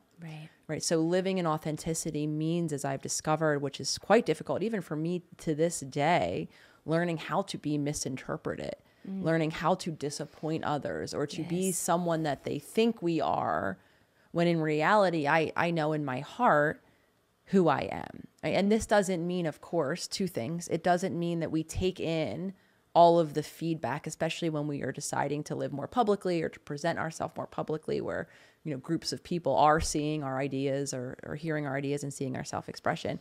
It, on the one hand, doesn't mean that we take all of the feedback in as truth, right? Because they're interpreting it. So it's more subjective than objective. So if I were to take everything everyone said of me as the reality of me and the experience of me, right, then I'm really going to limit myself in terms of disconnection from myself, in terms of taking on interpretations that aren't accurate. If, on the other hand, I don't ever allow, especially those that are closest to me, that I have trust and a safe, secure relationship. This is why relationships can be our greatest teachers, because we are blinded to ourselves in so many ways. So the loved ones that we trust and relationships that we are secure within, I've heard many difficult truths that I did not imagine to be true about myself many times over the years. Yeah. That it didn't mean I, again, just took it on as the truth of me. But what I was able to do was try it on for size, as I like to say. Oh, interesting. On multiple occasions, right, I've heard this interpretation of me or my behavior. Let me see for myself if I could see where this perspective is coming from. So then I continue to be empowered as I was saying, this kind of self-healer mentality as the expert on me, right? I don't have to give away my power because someone else said it, though I might be able to learn a new perspective of me. This is big because right now, whether you are 12 years old and getting bullied online, whether you are, 55 and you're on Facebook and that person you went to high school with is mean. Whether you are, this comes in so many forms, or you put yourself out there and you're, with somebody that's, like I shared earlier, votes different, loves different, believes different, whatever. And then you just start getting attacked in your Facebook group from people you thought you were your friend. Like this cancel culture is coming out in all of these different forms right now. And I feel like it's silencing a lot of people. Like they're shrinking who they are. They're dimming their light. They're hiding in plain sight because they don't want to deal with it, but not realizing the cost of that, of not showing up authentically. And I love what you just shared, Nicole, because I think that is such a powerful separator. And I want everyone to hear this right now because a lot of people do not know how to handle cancel culture. And I think what you said is so poignant in that people out there, whatever they're saying to you, people don't see things as they are. They see things as they are, right? Which is what you just shared. They're seeing whatever you do through the lens of who they are, not as a perfect reflection and accuracy of what you're saying or doing. It almost in some ways has nothing to do with you. In a way, the way people are seeing what you do or criticizing what you do or interpreting what you do or what you put on social or how you teach or how you are, out there in the world, it's really just a reflection of who they are. And you literally can't please everyone. So in this modern day cancel culture where everyone has no barriers to entry to be a critic online, it's almost like, oh, if you actually say or do anything, get ready. Because everyone's going to face a form of cancel culture as part of this new reality of what we're living in. And I think what you just shared is so powerful because I think, number one, to kind of have this conversation, we know, oh, okay, it's not just me. It's actually everybody. And they're actually just seeing things as they are. And as we know, hurt people hurt people. So if someone's hurt, okay, it's not a surprise that they're throwing hurt my way for something that I did. And you're saying, a way to still bravely show up as who you authentically are amidst this cancel culture is to be aware that all these people out there that maybe don't really truly know you are going to see whatever you're doing through the own lens of who they are. And that has nothing to do with you. And then when you actually want an accurate reflection, that's when you consider the close people around you, their feedback, and how that feels. And that's kind of your benchmark of, I think that's beautiful because people are so scared right now. It is unnatural and it's unfamiliar for a lot of people because most people are not in the public eye. They're now in a Facebook group and they're now uncomfortably showing up on Zooms when they don't really want to at work. And they're feeling very much more public. And then things are, in chat rooms and social media threads and different sort of like apps at work and Facebook and Instagram and all of it. And they're feeling for the first time ever like they're at risk of being canceled. in big ways and in small. And so then they're hiding and they're not showing up as who they are. And they're living in that disconnected, lonelier than ever state. And I just think what you shared is so powerful. It's like, okay, once you realize that no matter what you do, what you say, it's going to be seen externally through the lens of people who don't know you as really just a reflection of who they are. And it really has nothing to do with you. So, I mean, it's going to happen to everyone, and just kind of brace it. And it's not worth the price of living your life inauthentically, because that comes at the price of everything else, which is huge. I want to share a bit of compassion because I want to go back to this idea of hurt people. Yeah. I think what has caused this level of fear in the collective to such the extent that we're afraid to share our thoughts within our family sometimes, within our Facebook groups, our friends or whatever, is the trauma, intergenerational trauma that so many of us are carrying. When we have that wounding from some of us from generations before us, when we're in what I call and write about in the new book as survival brain, we are focused on our survival, on our identity as we know it, and we struggle to tolerate difference in opinion. We literally feel attacked in those moments. And so I think why it is at scale, canceling and all of these fear-based behaviors, that's what I view them as being, is because we have a very wounded collective, wounded from our ancestors, wounded from certain, socio-political structures that still exist to this day. And we are walking around in threat or feeling threatened by all of the shared humanity around us. There's so much more coming up in this episode. You are not going to want to miss it. But first, I wanted to share this with you. I have a question for you. Do you ever find yourself trapped in the people-pleasing cycle, struggling to set boundaries while still caring about what others think? For years, I felt the exact same way until I learned the simple, proven process for setting boundaries, even if you struggled in the past. And I want to share it with you for free. I put together a guide called How to Create Boundaries and Stop People-Pleasing in 7 simple steps. And for a limited time, I wanted to share it with you 100% for free. So if you're looking for proven ways to stop people-pleasing and learn to set boundaries, even if you've tried and failed in the past, grab your free guide at jamiekernlima.com/resources or click the link in the show notes below. Imagine, what would you do if you fully believed in you? My weekly free inspirational newsletter is packed with tips and tools to help you find out. It's called One-on-One with Jamie, and it's delivered right to your inbox each Tuesday morning. It's a love letter from me to you, from my soul to yours. And I hope it brings you the words and messages you need at just the right moment. Plus, when you're a part of my free inspirational newsletter community, you'll be the first to get behind-the-scenes content, inspirational messages, and be the first to learn about upcoming events and more. It's the place to be, and I sure hope you'll join me there. So if you're not on the list yet, you can sign up for free at jamiekernlima.com or click the link in the show notes below. And here's to becoming unstoppable together. And now, more of this incredible conversation together. And so I would say that it's kind of the hurt that's coming out in all of these now public arenas. Yeah. That's coming from a very real, insecure, emotionally threatened place where the individual who's doing the canceling or the threatening is reacting in the only way that they know how to gain some sense of security, of safety, of control.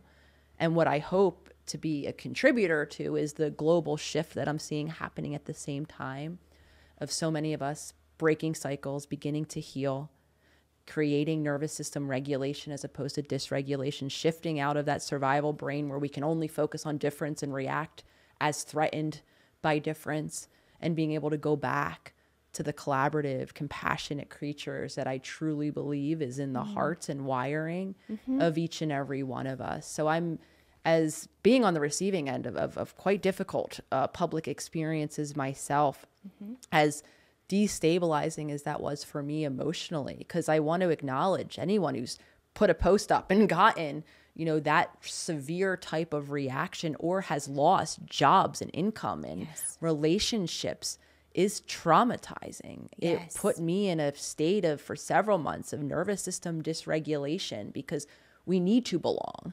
And when we are losing financial resources, when we are losing relationships and community, as some of us are completely ostracized, it is traumatizing. It's going to activate our nervous system in the deepest way. So I want to be really sensitive to both participants, the ones canceling and the ones on the receiving end, because I see it as just wounded individuals trying to seek some semblance of safety and identity the only way that they know how. And again, at the same time, I see so much hope for the future for so many of us that are learning how to rewire our nervous systems, create regulation, actually able to tolerate differences. Even if we may never agree on a particular topic, we don't have to tear people down, and we can negotiate for the greater good of everyone. For anyone who is on that receiving end, I have been on it, you have been on it, of just getting backlash or opposition, or being socially ostracized, or being canceled. And, for someone who is in grade school right now, and it happened from 3 people in that school, it feels like Robin Roberts always says, you can't compare despair, right? It can feel that level of trauma, and being canceled in the 3rd grade by 3 other people can feel as traumatic as someone on a huge public stage facing massive backlash. But for anyone who's gone through it in whatever way they have, in the workplace and their peer group, what would you advise them to do? Yeah, and I want to talk just quickly about the science of being ostracized and not belonging, whether it's in the 3rd grade or us as adults. It all activates the same physical pain center in our brain. When I say we are wired to connect, we need community. I mean, it goes down to we physically hurt when we don't feel belonged, or when we are objectively cast out or ostracized. So in a lot of ways, it is a shared experience of the pain that comes along with those moments of exclusion. So sensitive and acknowledging that, I think self-compassion is one of the biggest important things to do. When we're being made to feel that something is unworthy or wrong, or, damaged about us, that we can't belong because of others' actions or inactions, in that moment, never is it so important to extend our self-compassion, not to just believe what is happening for all of the reasons we just talked about, and to gain and find, if we don't yet have it, support.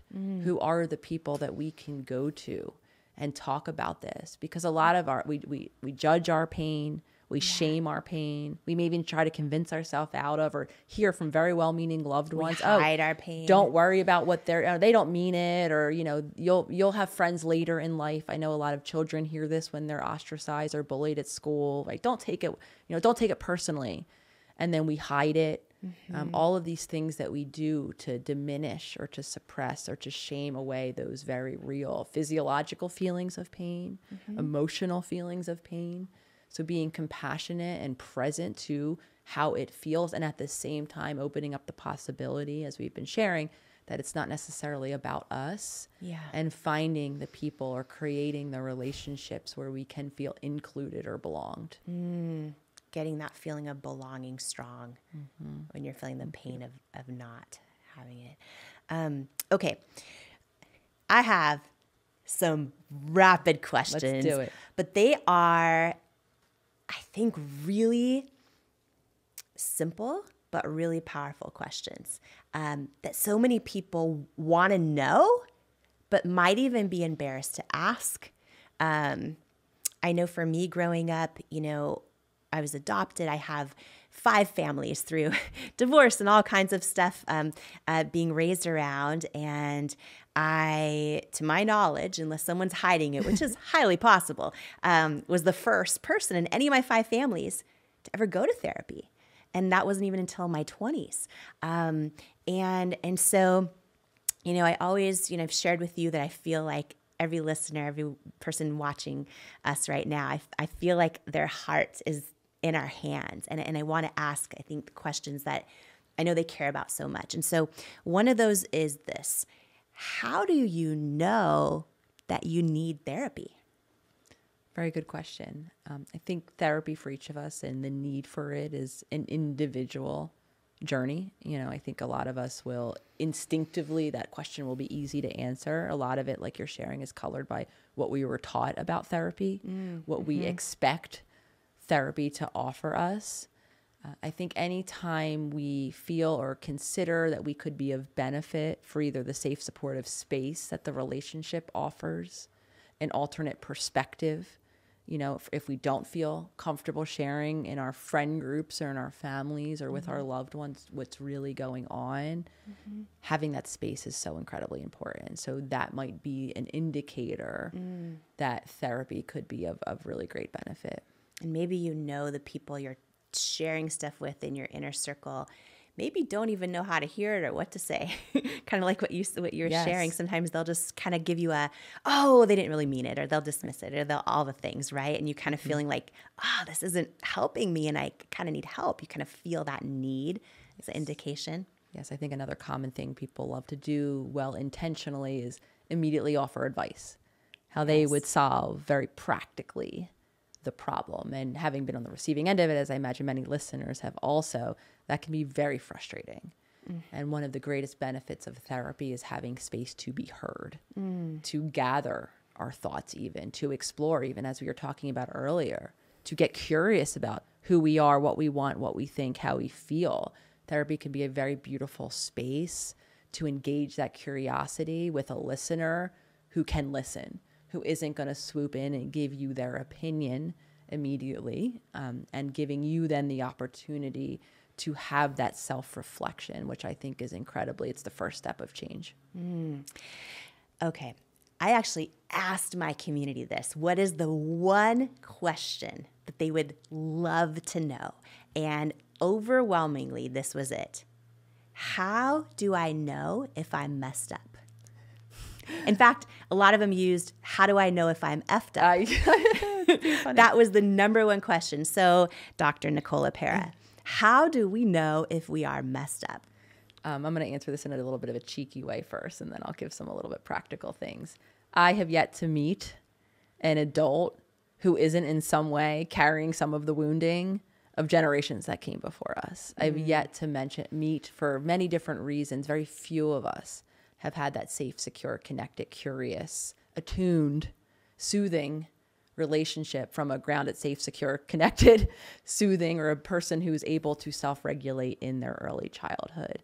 So I think the large majority of us are carrying, and I wouldn't, messed up, effed up, whatever you want to call it, human is, I think, a better way to think about it. We're carrying the remnants of all of those who came before us, wired into our mind and body. I think in terms of relationship, if we want to apply this, because we are relational creatures, a lot of our messed upness can be seen in our relationships. I think if you notice yourself feeling numb, feeling disconnected, or maybe on the other side of that, saying and doing hurtful things that you don't mean, I think those are indicators. I think another indicator, finding yourself chasing unavailable people in friendships, in romantic partnerships, or on the other side of it, bouncing from relationship to relationship yourself. If you notice yourself regularly shutting down or withdrawing in relationship or when you're around other people, or on the other side of that, repeating cycles of chaotic or intense behaviors or experiences. I think a common one that we think is passion. I have these high explosive arguments, crazy feeling arguments, and then this passionate makeup sex afterward. I think secure, grounded connection is secure, calm. It's grounded. And I think another indicator that often we see in relationships is if we self-sabotage them, if we push people away, as I had done for many years when we really wanted them close. Or on the other side of that, if we struggle with any distance or space in relationships and feel responsible for someone else's needs, like the caretaker I was describing earlier, or responsible for someone else's emotions, as I played many, many occasions in my past relationships. So I think relationships is a great place to realize what our dysfunctional patterns are. I wouldn't say that that's an indicator that we're messed up in any way. I think that's just an indicator of what we learned in our earliest relationships, and then we can create change in all of those respects. You know what I love about what you just shared? one of my great intentions for this show is for people to feel less alone and more enough. And I think a lot of people feel like they're alone when they're, the overwhelming number of people that literally their question is, how do I know if I'm messed up? How do I know if I'm effed up? And I think that the answer is every single one of us is, but we're not actually that. We're actually just human. Right. So if you're feeling all of these different things, and in the explanation you just gave, I don't know anyone that wouldn't fit in one of those examples. I almost feel like there's comfort in this and knowing like, okay, you're human. You're human. And we all have our different journeys of that. So, okay, this is a good one. How do you know if your therapist is good? So I think therapy has been studied to the extent that researchers are very interested in what are the factors to determine good therapy or successful therapy. Yeah. And research, I believe, has landed on the most number one predictor of whether therapy is good or will be impactful for you is the relationship. How safe and secure and connected you feel in relationship to that person. So then that, I think, allows a much more kind of individualized answer to this question, which can really be simplified by, do you feel like that person that you're going into week after week is a safe, secure, curious space where you can begin to explore yourself? And for a lot of people, I don't think that happens immediately on the first session. I think a lot of us have wounding from early relationships where maybe we did share things and it was used against us. So allowing that possibility that it might take some time for us to feel comfortable being vulnerable and opening up. Yeah. Though, is that person present with us in the room? Are they a secure or consistent, I should say, connective space where they're curious, allowing us to then work through that discomfort? But yeah, research shows it's going to be very individualized. So I could go to a therapist and be like, oh, this person is so great. And this is why I'm hesitant always to give recommendations or referrals, though I get asked quite frequently, because it is so much about the individual and what they need in that room to feel that safety and that security. So is feeling safe and secure with your therapist, is that more important than they've got to be really smart and know what they're talking about? Is it like when you look at what the study showed to know, is this working or is my therapist good? And is that because you need that safety in part just to be able, which is part of the whole process of having that space to kind of share it all? I think all relationships, as I write about in How to Be to Love You See, come back to safety and security, whether it's your romantic partner, your family, your friend, or your therapist. Yeah. That is the foundation of connection and ultimately of attunement. You know, and I do think a lot of us, though, look for the degrees or the training or the letters after people's name. And it's interesting even to watch the field itself expand. When I was deciding my training program to be a licensed clinician, essentially to have a practice, you had to get either the PhD, the clinical PhD that I received, or a degree called the PsyD. It was a kind of the psychological version of clinical practice, if you will. As time continued, and now to this day, there's other helping professionals, other degrees, other coaches that can create that safety and that security for individuals. So that, I think, is the foundation, aside from degrees or letters or training programs that people came through. How able are they to be present and attuned and give you the opportunity to let down that guard however long it takes? I feel like that is so clear. And I've never heard that before. I think, for me instinctively, I think, oh, I want to make sure that they really know what they're doing, that they're next level, that they're a top performer. And I think that this is kind of a big breakthrough because a lot of people don't know, how long should it take before I start seeing results in my therapy? I feel like I'm going to it over and over and over, and I'm just talking, but is anything happening? And how do I know if my therapist is good? And I think that this is a big kind of clear data point to say, do you feel safe in that room to be who you are, to say all the things you feel, and to use that as a top indicator of, is this the right fit versus just, am I going to the person who has the most impressive resume online or whatever it might be? And would you say, Nicole, that the way to do that is just like to tune into your body and be like, how do I feel when I'm in this session? Do I feel like I'm just completely who I am? How would you say you can judge?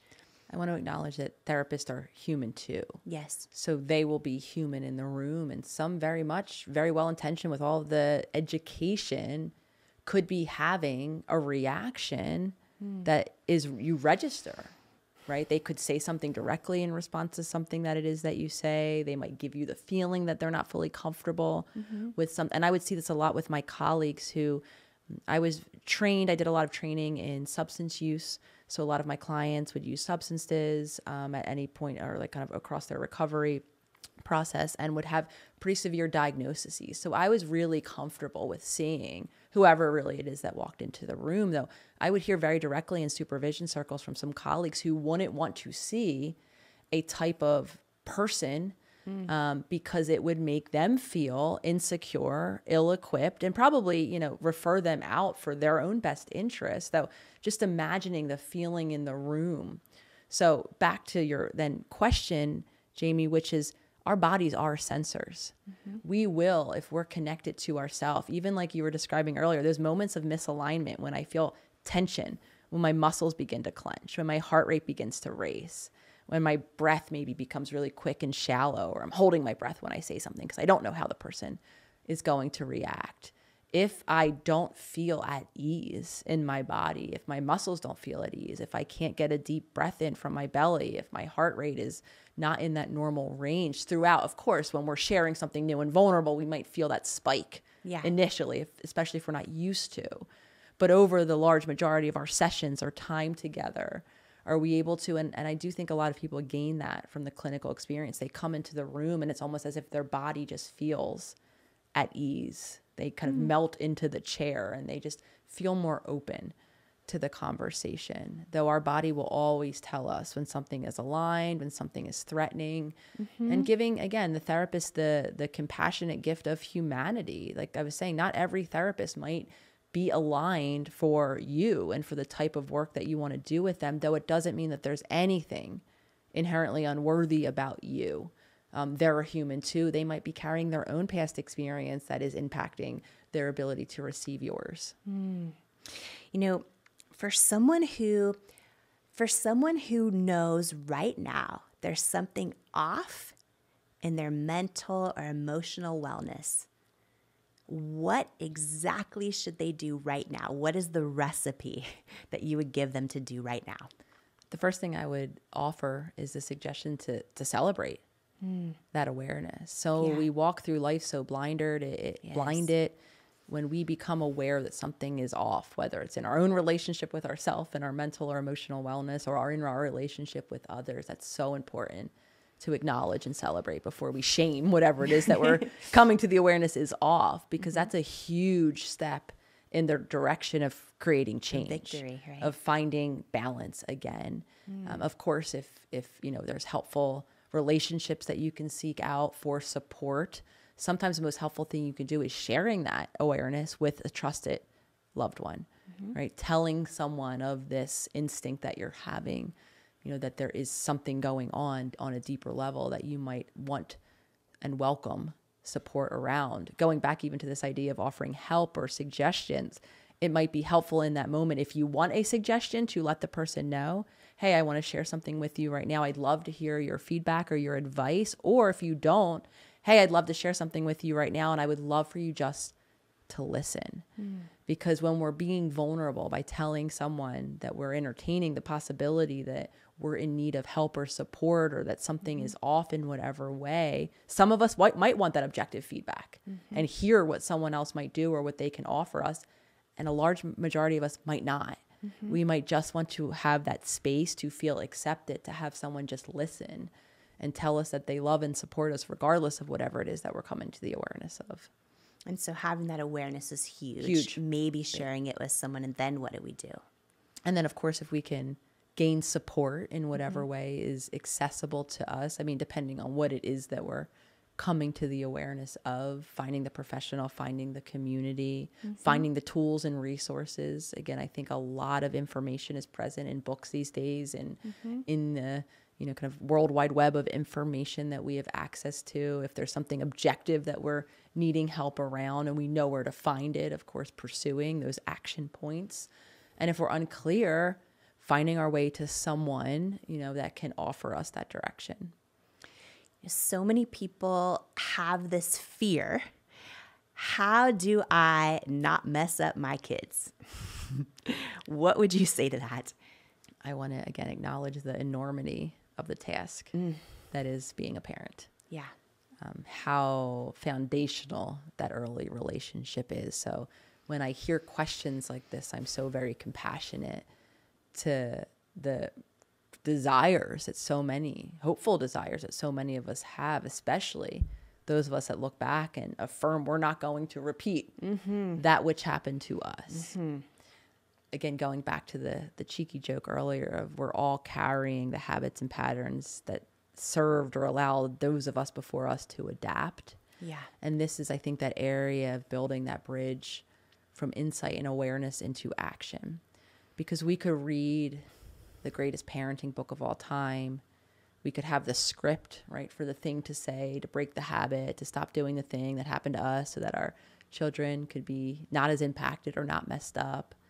If this goes back to even that idea that we were talking about in therapeutic relationships, if we don't feel safe and secure, like that home base, that curious home base that our child needs to explore and discover who they are, then those scripts and that parenting book is only going to go so far.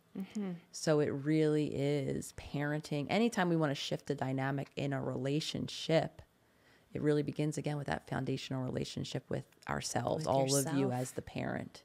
Really becoming aware of the habits and patterns that you've adapted into that have served you at one time.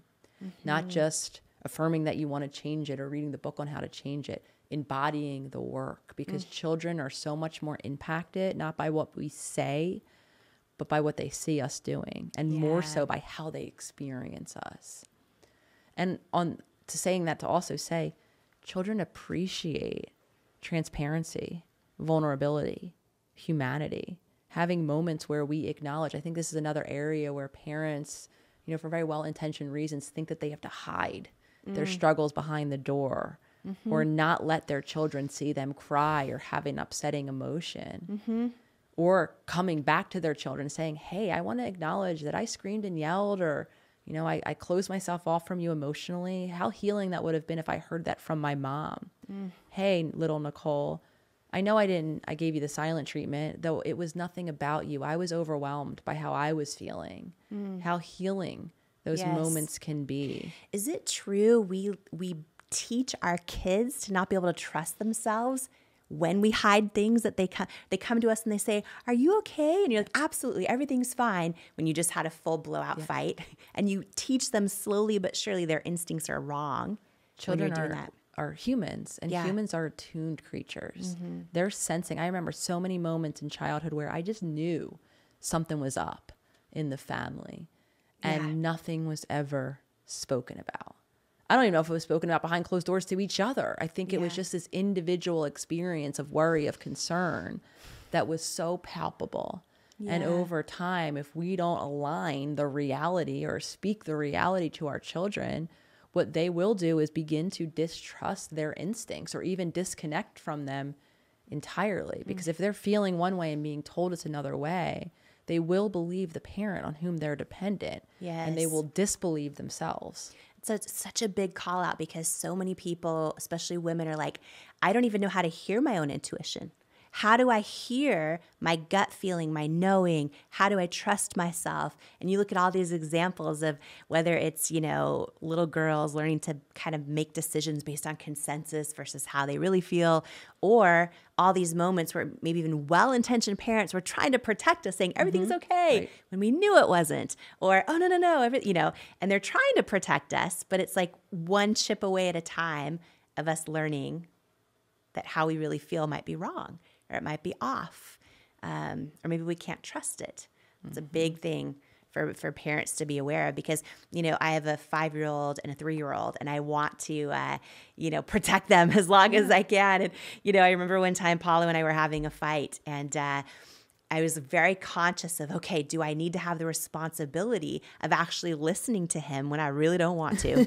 Because am I setting an example that I want my kids to feel worthy of being listened to? Like, I'm trying to think of it from that perspective, knowing that they're sponges. And I also want them, though, to, you know, it's a tough conflict as a parent, because you want to say, oh, no, everything's great, because you think you're sparing them. But then they're learning to not trust their knowing. Interesting. I think another version of this is the very well-intentioned helicopter parent who tries to mitigate or minimize or remove any possible suffering entirely from their child, right? Trying to buffer essentially them. And the byproduct of that is, not only is that an unrealistic expectation that that child might develop then, that life isn't hard, that there aren't challenges, that there isn't natural stressful experiences or upsetting experiences that we go through. Their bodies, back to this holistic model, won't have the ability to tolerate discomfort, stress, upset. And again, I think a lot of this comes from pain that parents experience themselves, not wanting to pass that pain on or their child to have any version of that experience. And then they build this buffer, or try to. They exhaust themselves in doing it. And then the byproduct is as a child who's not emotionally resilient, can't deal. We want our children to be able to have difficult experiences, to have us as a safe home base to return to, and over time to develop their own ability to either self-regulate through difficulty, or their ability to know when they need the support, and then to rely on others to help them co-regulate. You know, you mentioned your mom giving you the silent treatment. A lot of us grew up learning that as a tool or an appropriate response when you're unhappy with something. A lot of us then see it manifest in our friendships or our relationships, or we're really mad at our partner, so we just absolutely won't speak to them, give them the silent treatment. Is the silent treatment a form of abuse? It was very difficult for me to, in any aspect of my childhood experience, put that label on things. Though I've come to realize that it is a form of emotional abuse, removing, especially in childhood, those emotional connections on which our nervous system is reliant to regulate ourselves, and then leaving us with the overwhelming pain, right? Our brain is lighting up from this disconnected moment, possibly leaving us with whatever the upset is that caused the silent treatment or the disconnection from someone else. Now we're completely, that's what trauma is, right? It's the overwhelm that exists in our bodies when we don't have the support to deal with the emotions that we're experiencing. So allowing, and I will be the first to admit, as painful as it was to having been on the receiving end of that experience, I have the habit at times instinctually to want to give my loved ones a silent treatment. To want to remove myself, be cold emotionally, if not go silent entirely, to disappear for the day and not respond to their text of interest, of worry, of anything. And so I will be the first to admit that we might carry very painful, shameful habits that we were on the receiving end of. And this goes back to my inability to be with my emotional upset, my inability to acknowledge my upset to someone on whose relationship I'm, in desire of having, my inability to have those moments of repair or reconnection after there's natural conflict or upset in a relationship. So I literally become just as overwhelmed as my mom once was, and then I end up doing the same thing. So silent treatment, because I think it's easy for us to think like, oh, it's a appropriate response where it just doesn't hurt anyone else, but I want them to know I'm mad, whatever it might be, right?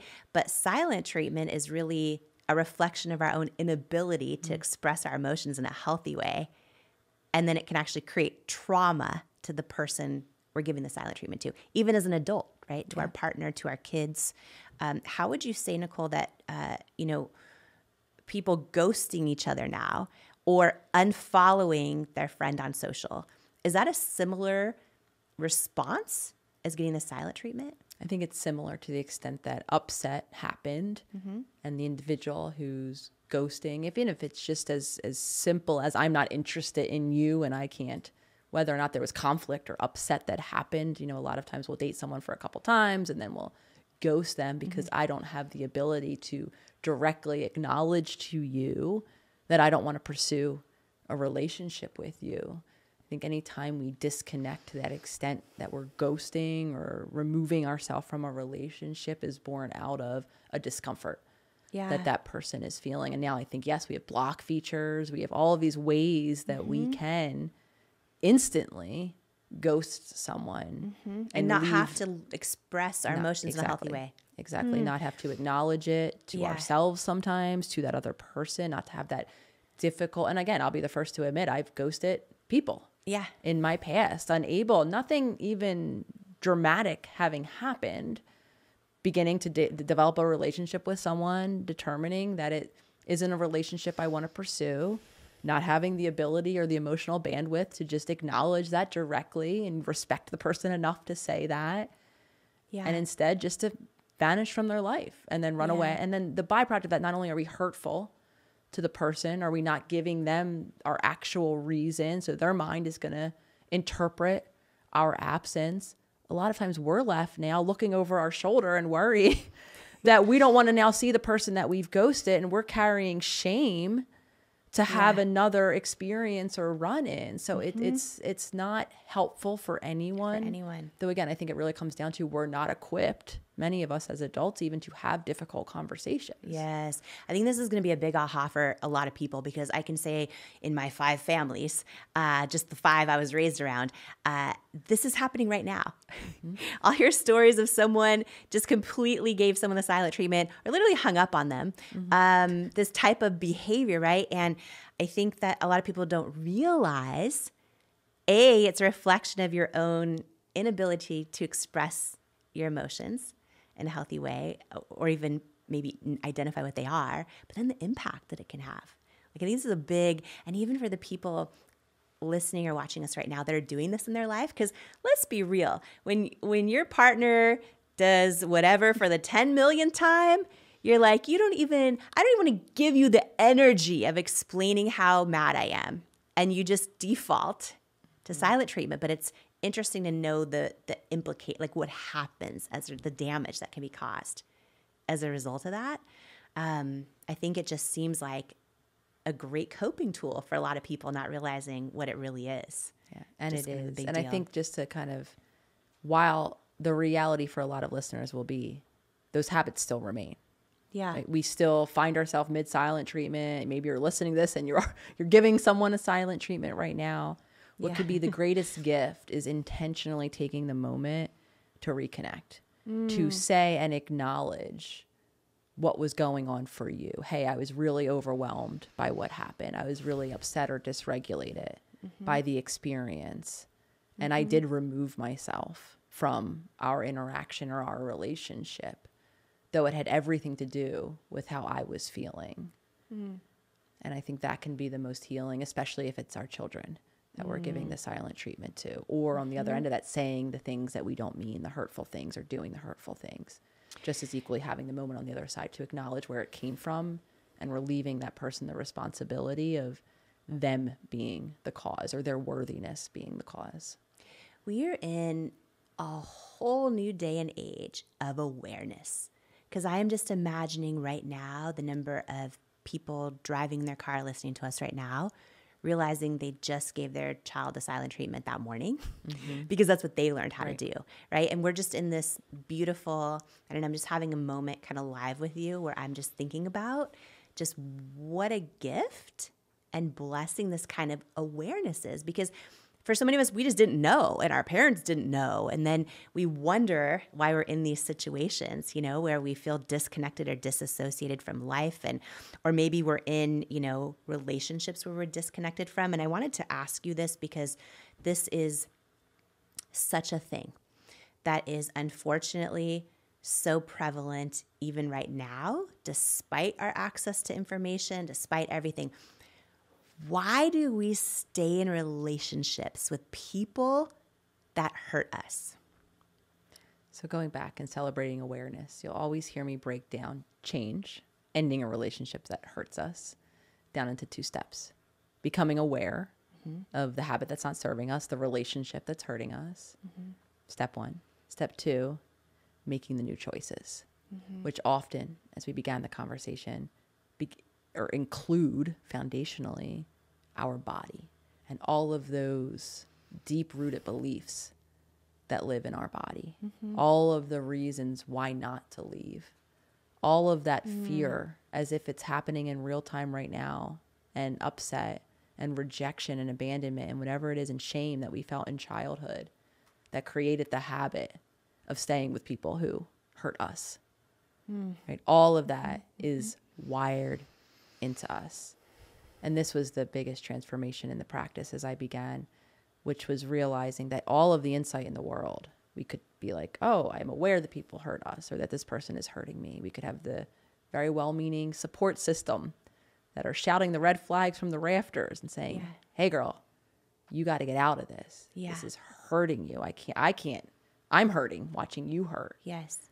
And until we understand that that won't build that bridge, that we have to make new choices that are very difficult, that are living in acknowledgement of the hurt, that include new boundaries, that include walking in then to the unknown of how will this person react if I do create a boundary, if I do remove myself from the relationship, depending on the nature of the hurt. What will that mean about me? What will that mean about my future in relationships? Right? And entertaining the reality of all of the feelings that we learned it meant. So what do you do if you're the loved one watching your friend or your daughter or your sister or your mother or whoever it might be? You're the one watching them continue to stay in a relationship that is either toxic or hurting them. What can you do? Because you don't want to meddle, but then you also just like don't want to do nothing. Like, what do you do?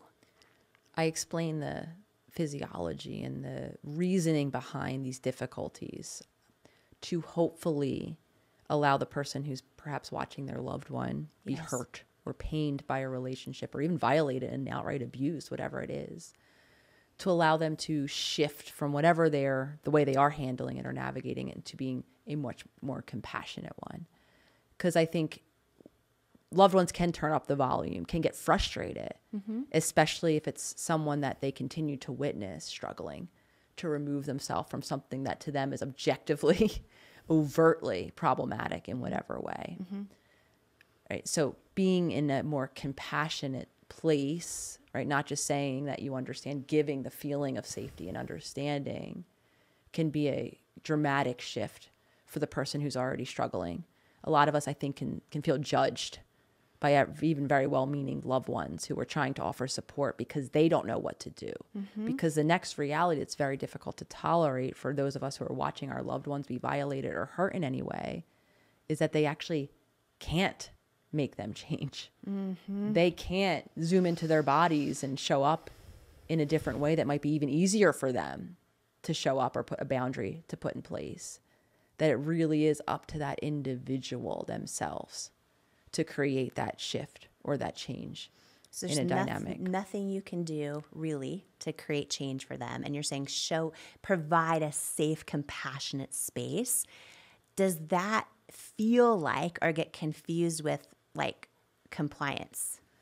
What you can do, I think, in action is to ask the individual who's in that relationship how it is that they might be best supported. So I think that shift, you're not just watching on the sidelines. I mean, shifting into a much more compassionate, safe, secure space for them to share with you is, in my opinion, not compliance. It's everything we've been talking about. It's what we're looking for and need in relationships. And I say this because if there is judgment that the person is feeling over time, this is where secrets start to happen. They'll be less and less likely to tell you what's really happening. Right. Because they want to now manage the perception, not hear from you something that they already intuitively know is problematic. They don't want you to affirm it in judgment. So they'll just tell you less of it. It's even back to parenting. I think a lot of parents very much want their child to turn to them in support, but they have an immediate reaction to something upsetting that their child might share with them, making it maybe a little less likely that the child shares something upsetting with them again. Yeah. And then directly asking, I think sometimes we minimize how helpful that can be, because we might think we know what's helpful. I'm going to pluck the person from the relationship. Right. I'm going to, tell them to physically leave or come move in with me. That might feel like the most unhelpful suggestion in that moment. So directly asking the loved one who's in the difficult situation, what do they need to feel supported? What's one small thing we can do for them to help them in that moment? This is so great because so many people feel like they're doing something wrong because the person is still in the situation. Yeah, right. And like they're at fault, or they're not a great enough parent, or they're not a great enough friend. And they feel like they're failing because this person is still in that situation. And you're saying you cannot make another person change because everything in their body that they feel, the fear, the history, their patterns, their trauma that they're holding on to, and why they're staying in that relationship, that there's really nothing you could do. And that the best thing you could do is create space so that they don't disconnect or hide things from you more.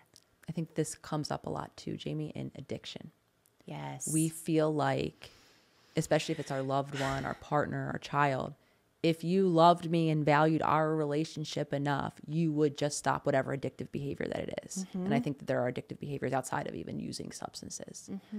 We assign this personal meaning that we're not enough for them to want to stop. Yes. And I think this is another one of those areas that, in my opinion, at least addictive behaviors of all kind are a coping mechanism and are or need to become the responsibility or the daily choices that person makes, of course, with the support of safe, connected others to help them. Though until they are showing up in service of making new choices, unfortunately, and developing new ways to cope with whatever the underlying dysregulation is, those addictive behaviors might need to continue. I was not even going to go here, but I think this is for somebody listening right now, because when your partner or someone you care deeply about is having addictive behaviors, whether it is substance abuse, gambling, pornography addiction, it is so easy to think there's something wrong with you, or you're inadequate, or not meeting their needs, or whatever it might be. And you're saying that they are doing that behavior as a coping mechanism. Does that behavior have anything to do with who their partner is? I believe that those coping mechanisms develop in childhood, usually around deep-rooted beliefs of not enough, not worthy, inabilities to deal with very difficult and upsetting emotions, learning, right, these addictive habits, or what begin as behaviors that then turn into relied upon addictive habits to help them navigate these deep feelings and the emotions that come along with them. The shame, I think shame is at the foundation of a lot of these addictive behaviors.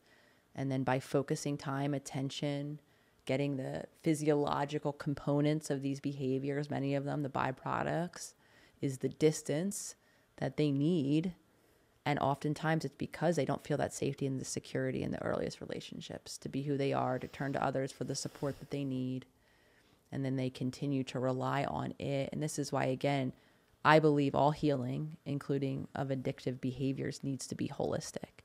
There needs to be other ways that these individuals learn, relational ways to cope and to gain the support that they need, right? It's not enough just to, avoid the people, places, and things, as I think I worked in a lot of people who were in, and I think a lot of people gain benefit of those AA model types of recovery. I'm not trying to, minimize the benefit, but I think it needs to be much more of an embodied approach for the many that continues to relapse. Because until new coping tools and new relationships are built, it's only a matter of time before that emotional upset will come to the point of that returned reliance on the addictive way of coping. And sometimes it pops up out of the blue. I have a friend who is 20 years into her marriage, and her husband is newly addicted to internet porn. And it has turned into such a thing in her life. And her first default is, there's something wrong with me. Is he not attracted to me? And I think what you shared is so powerful because people are going through this in all different forms. And it's so easy to think that you can solve it or there's something wrong with you. And to hear what you're saying, that it actually has nothing to do with you at all. And then it can come from their own sources of shame and unworthiness or coping mechanisms from when they're a child and it's coming out in these different ways. I think that is really powerful. And I think freeing. I think to hear that, because people can hear this from their friends or family, but to hear it from the most famous holistic psychologist in the world is so powerful and so freeing. And I'm just having a moment thinking of the number of people listening right now that are having sort of an aha moment in their own life. It doesn't mean it's not going to keep being hard. It doesn't mean they don't have hard decisions to make on if they're going to stay with that person or not. It doesn't mean that person even may want to change their behaviors, right? But just hearing that it's actually literally not about you, because we can take those things and have them take root in our identity. You know, they can stir up sources of our own unworthiness and our own issues when we think, you know, oh, I'm now not enough for my partner or whatever. So I think that hearing you say that, which I wasn't even planning on talking about, but I feel like that's such a big deal to talk about. So, you know, I want to ask you about one thing that you talk about a lot, and I think this is, again, I always imagine the emoji with the head exploding. This is going to be one of those moments for a lot of people, the emoji with the head exploding, because it is in our vernacular. It is in our bodies to say to someone else, you're making me feel this way. You're making me feel bad. You did this and now I'm da-da-da-da. It is in our bones for so many of us to assign responsibility and blame to our partner, to whoever else, for how we feel. Is it possible for another person, I want everyone to listen closely to this, is it possible for another person to be responsible for how you feel? That vernacular is so common. And I think probably people are shaking their heads like, yes, that is true. This person does make me feel, comes from an early learned experience where there did lack those emotional boundaries, where we weren't modeled by emotionally mature adults, which really simply means ability to own emotions, to regulate emotions, and to take responsibility for the reactions that come from emotions. For me as a psychologist, there was in the field an evolving view of what emotions are. And I think a lot of even clinicians have this idea that emotions come somehow from our mind, from our thoughts. I think CBT, the gold standard of treatment here, this idea of change the way you think, change the way you feel, change what you do. And learning for me that emotions, another model of what emotions are, as originating in the body. Of course, being colored by our mental narratives or interpretations, though emotions, especially the core emotions, sadness, surprise, joy, anger, fear, they're physiological shifts and changes that register in our body first. And then this goes back to even those subjective interpretations that we offer. Our body registers outside of our awareness, our nervous system's always scanning our environment, trying to determine if it's safe, trying to determine what we need to do next to continue to ensure my safety. So physiological changes are happening in my body that we could call emotions. And at the same time, those messages are being sent to our mind. And now we're applying those unique subjective interpretations of what's happening, which is why, like that example I used earlier, all of us having an experience, same one objectively, we might all feel differently about it. And another really common example, right? If you maybe in childhood had a parent that barged into your room, or there was a lot of slamming of doors and loud noises. If you and I were sitting here, Jamie, and you had that parent and a door slammed, you might feel fear, right? Your heart rate might race. You might become tense. You might start to sweat because you are going to apply that same interpretation. Loud noises mean something threatening is going to happen next. My space is going to be violated. maybe if you're on the, in witness to explosive arguments, I'm going to feel unsafe. If I, on the other hand, am having that same experience right alongside of you, and I didn't have that experience of loud noises in childhood or of having my room barged in on, I might simply just turn around to see what happened without being scared or fearful and then habitually reacting in the same way. So I'd like to give the underlying explanation, physiological. So to simply answer the question, our emotions and what we call feelings are our individual interpretations of what's happening around us. The shifts in physiology, when that thing happens or doesn't happen, the person does or doesn't do, says or doesn't say, the meaning that our mind assigned, that it probably has been assigning to similar circumstances across our lifetime. And then the result is this very understandable perception that you, in action or inaction, caused me to feel this way.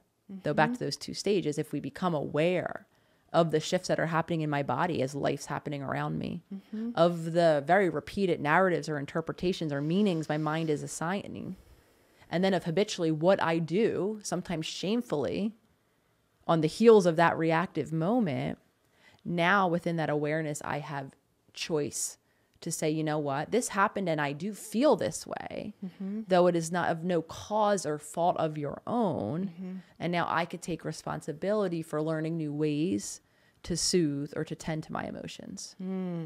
It is so common in partnerships, like especially with people you care about, and then they do something totally rude or that you consider rude or that they know might annoy you or whatever. And then the instant response is, I'm upset because of you or what you did. And what you're saying is that we can take our power back from that because it actually isn't because of them. It's in the meaning we're assigning to what they did based on our past, and that we can kind of take back that responsibility and take action to kind of choose or repair or become more aware of how we feel, why we feel the way we feel. Yes. It's very interesting because a lot of people are stuck in relationships. They feel stuck in relationships, I should say, where they feel like their partner constantly does stuff to annoy them or push their buttons or trigger them or any of those things. And it's, I think, going to be a very different perspective that people can consider, oh, wait a minute, I'm actually in control. I can be in control of how I feel, and maybe can do some work on the tools of how do I want my feelings or emotions to be expressed, versus giving that power to someone else that they kind of can control. Because when you say that to somebody else, like, you made me feel a certain way, it's essentially saying you have the power to decide my feelings. And they actually don't, if we're aware of it. And if we take it back, which I think is a big shift. Because we were all raised, a lot of us were raised around people saying, you've made your mom so mad right now. You've all those kind of things. Or don't do that, you will make. Your don't do that or you're going to make me angry. You'll make me so mad. That's so true. And I think another hand in hand with this is we personalize. We assume that people are doing or not doing things on purpose to annoy us, especially in those long-term relationships. Right? You didn't do the dishes specifically to upset me today, when the reason the dishes weren't done might have had nothing to do, or we might not even have been on our partner's radar in that moment that we might have liked to be. But it might not have been as an intentional of an act or inaction. I think that's another thing we commonly do. We assume a very directed, intentional meaning for others' behaviors that has something to do with us, when the partner might have been running out of the house quickly or not had the emotional bandwidth to tend to something in the physical, world in that moment, and had nothing to do with us at all. So we project our own issues onto their intentions, and then also tell them they are responsible for how we feel. It's a great combo. Okay. When it comes to entering a self-healing journey, or even perhaps when it comes to making the decision of, do I want to go there and even become aware of the impact of my childhood trauma? There is a famous saying, what we focus on magnifies or gets bigger. And there's a whole school of thought of, you know what, I'm going to reframe my past. I'm going to say, you know, what happened to me just made me stronger. It made me the person I am. It built resilience. Everything that happened in my past, maybe I wouldn't wish it on anyone else. I wouldn't want to go through it. But you know what? It gave me the tools of resiliency. I can now help other people make it through. I'm not going to focus on it at all, because what I focus on magnifies and gets bigger. So 2 big questions when it comes to therapy, to entering this journey of healing, of self-healing, of community healing, of awareness.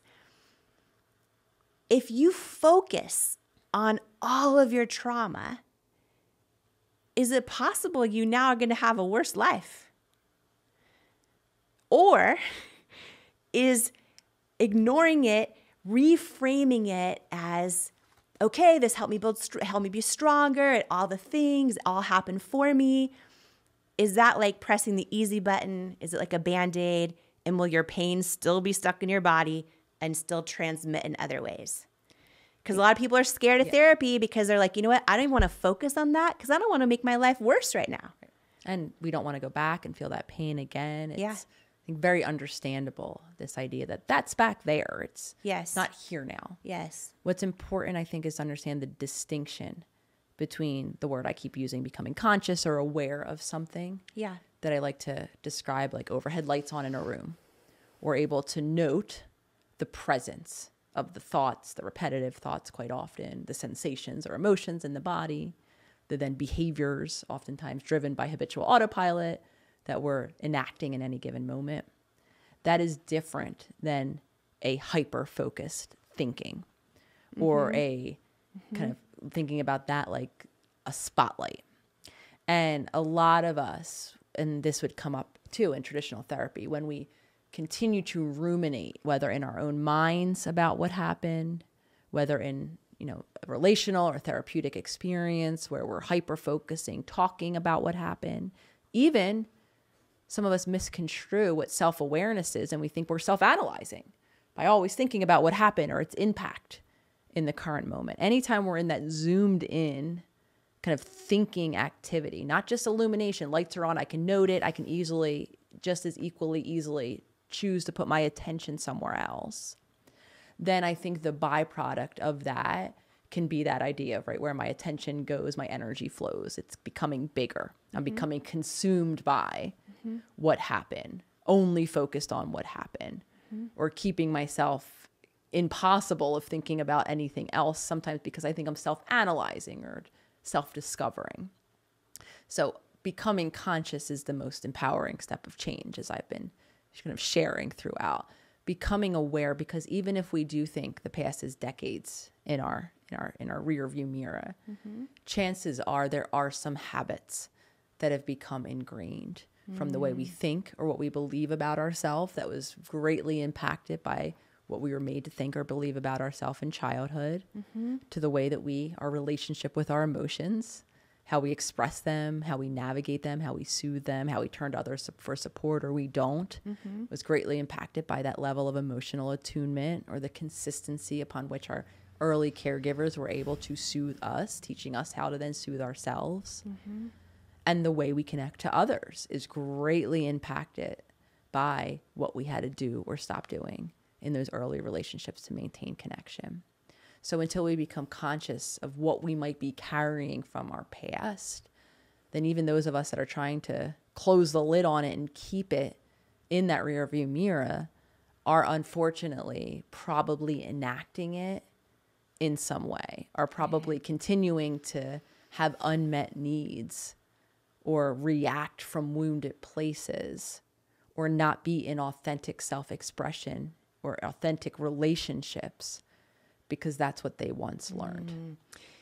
I think that's really powerful. So you're saying basically, or is it safe to say that if you want to live the highest, truest expression of who you are with the most depth of connection with other people, you cannot personal develop or positive think your way out of the need for awareness of the things that you've gone through and how they've shaped the person you become and the way that you handle situations and people around you? The way to live the most fulfilled, expressed life is by turning those overhead lights of consciousness. Yeah. Is by giving ourselves in each and every moment the opportunity to make choices tailored to that moment. Because we like to assign this unrealistic expectation of future telling, of being able to know exactly what it is we have to do in future moments. And the reality of being a evolving organism in our energetic level, all of us humans, our energy, our shifting process, we don't actually know how to care for our physical body in the next 5 to 10 years because we haven't been in that body yet to be able to attune to our ever-changing emotions based on our changing circumstances. You talk so much, and we've talked today a lot about being in your body and feeling your body. This is going to be brand new for a lot of people. This is going to be brand new for a lot of people, but you do this so well. Can you just take a second and teach us, like, how do we physically get present in our own body? Like, for everyone listening and watching right now, I would love for you guys to do this with us. Can you teach us how, Dr. Nicole LePera?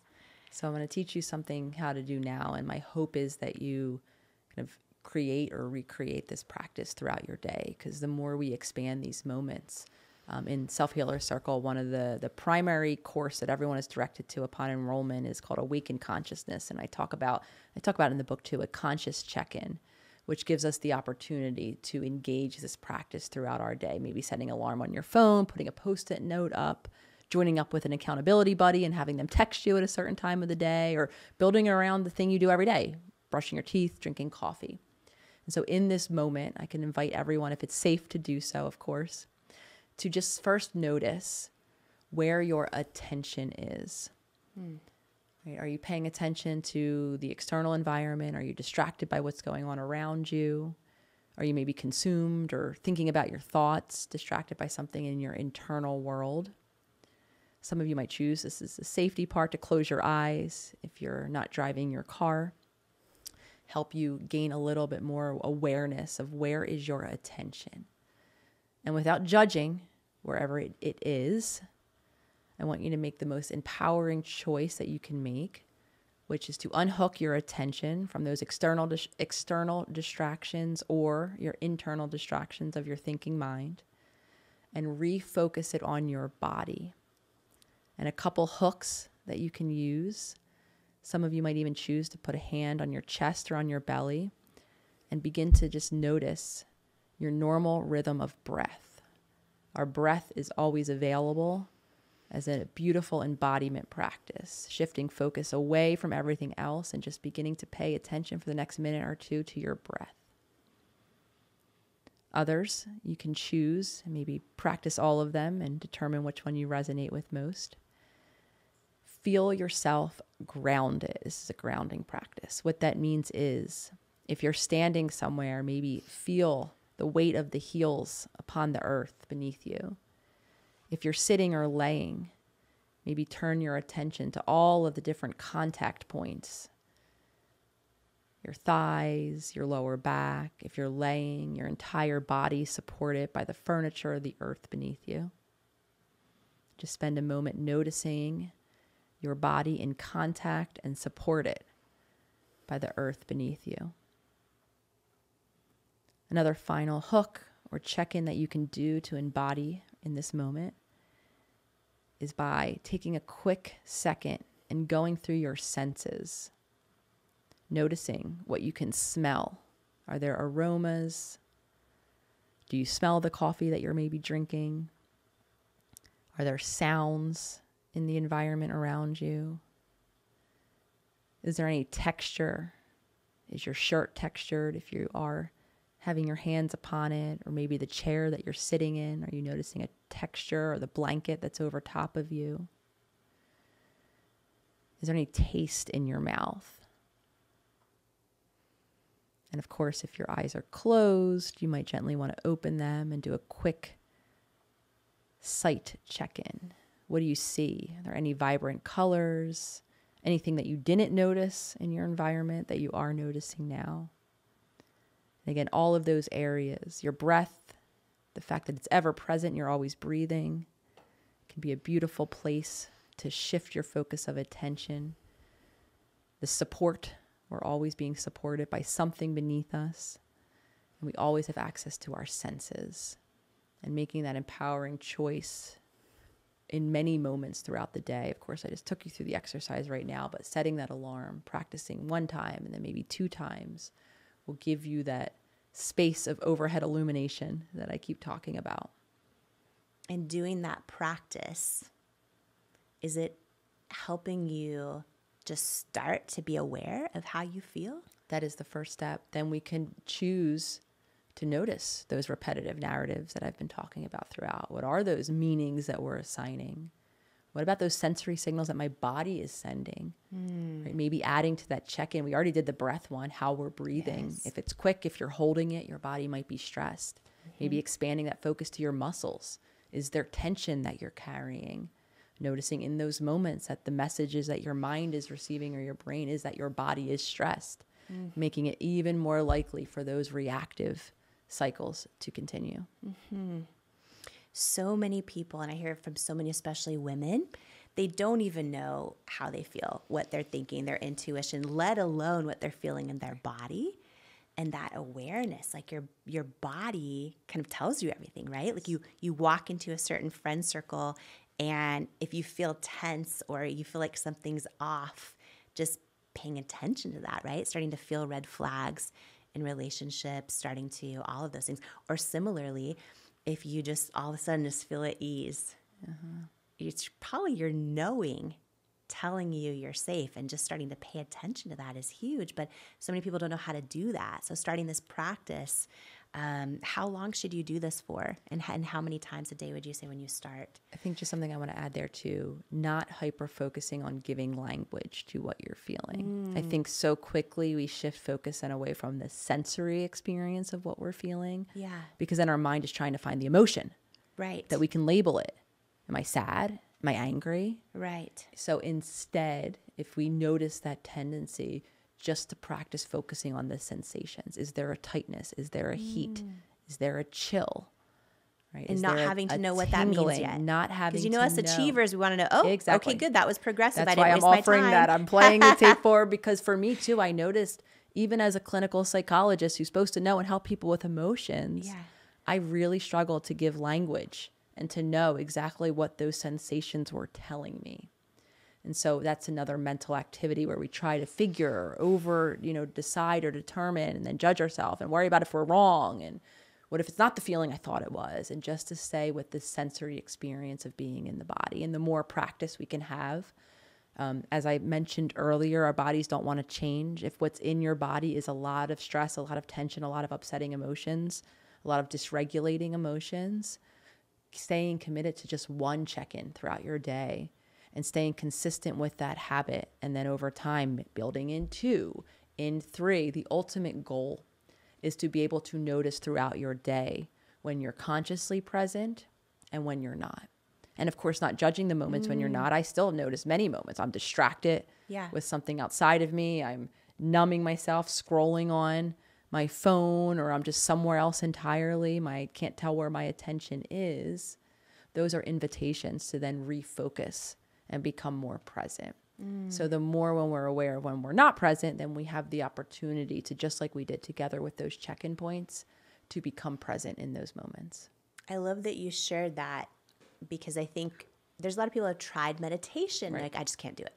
Like, I don't like all the things, right? And I think giving yourself permission or really even just expectation that just pay attention to how you feel, the sensations. What does the room smell like? Or what are you feeling? And but without judgment, without need, or even without needing an answer, right? Kind of like just starting that process of just being aware and not feeling like you need some kind of a result when you're doing it. I think this is huge because most people, I'm telling you, generations in my family don't know how to hear their own intuition or even how they're feeling. Right. And we live life so disconnected, like disassociated from everything, right? So this is a way to kind of like tune back in and start that process, which I think for a lot of people, this will be the first time they've ever even thought about doing that, you know, or understood why they should. I think a lot of people too misinterpret what exactly meditation is and then feel intimidated if stillness or silence feels uncomfortable, if they are overwhelmed by the sensations in their body or the racing thoughts in their mind. And so they give the practice up and think that they can't do it. In my opinion, any moment can be made into a meditative moment, because the way I define meditation is presence. You can just as equally be on a walk. For me, music is such an incredibly important continued part of my journey. So I would walk to work and put music, my headphones on when I was living in Philadelphia in a city. So there was a lot of noise around me, which is why I had the headphones on. And I would just stay present to listening to the sound, to feeling my muscles as I walked, quite literally, to my office day in and day out. So I'm really happy you brought that up, because I think a lot of us can be like, oh, meditation isn't for me, because for decades, stillness, if our body is stressed, the physiological signals that our mind is being sent is that stillness isn't safe. Why the heck are you staying still when there's something threatening happening in your environment? And then the racing thoughts are a reflection of the body's stress. So for a lot of us, I think we don't feel like we can meditate, or it's not helpful to us, because stopping, stillness, silence, our body doesn't feel safe yet doing it. So again, any moment can be made into a conscious moment, no matter what we're doing, even if it's washing dishes and doing something we do not like doing. We can just be present to how it feels to be in our body, smelling the aroma of the soap, right? Feeling the warm water or the suds on my hands, not in my head, distracted, arguing with why I'm even doing this. Just being present to the action that I'm taking can be a meditative moment. This is powerful, because a lot of people think I need to sit cross-legged with my palms up, eyes closed, 20 minutes, Yes. right? And you're saying, I love what you just said, these words, meditation is presence. Woo!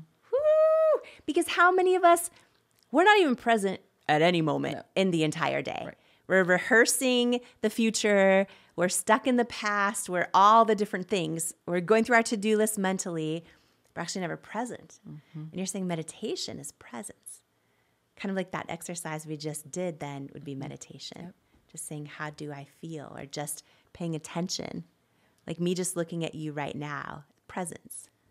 Well, the beautiful point is that's how we are present in our relationships and truly attuned, not thinking about what we want to say in response to someone else, right? Not overwhelmed with what's happening in our body, able to be grounded in my body, to be hearing what you're saying, of course, to be feeling the, generative energy of us being present, maybe even feeling in response to what I'm hearing you say, but I'm not consumed by my side of the conversation, whether it's in thought or in emotional reaction. And that goes back to that childhood need of emotional attunement and the need that very few of us have had met, because we didn't have that grounded caregiver able to be truly present and curious about us. So when we develop this ability, our relationships greatly shift. We feel more attuned, in sync, emotionally connected. The thing I've been searching for my entire life, we feel that when we're in this grounded state of awareness or consciousness with someone else. No, this is so good. Like this is going to help so many people today. So many people. So I want to ask this, because this is such a thing. Our thoughts are so powerful. And for so many of us, we feel like our negative thoughts spiral. How do you stop the spiral of negative thoughts? Two-part. We'll work on both layers, if you will, mind and body. When we notice, back to that first step to create change, when you notice the thought spiral, the negative, the critical, the shaming, whatever your version of that spiral is, becoming present, right? Oh, what's going on in my mind? Oh my gosh, I'm down the rabbit hole of criticism, of shame, of negativity, whatever it's about, without judgment. That step of awareness is going to allow you now to unhook your attention from it. Just knowing that you do that isn't going to stop that neural habit We've practiced those thought spirals by simply repeating them, by allowing ourselves to go down that spiral, some of us for the entirety of our lives. So this is another area I think where we shame ourselves. Like, oh, I have negative thought spirals, so now they should stop. I've become aware of them, so now they should go away. And that's not possible.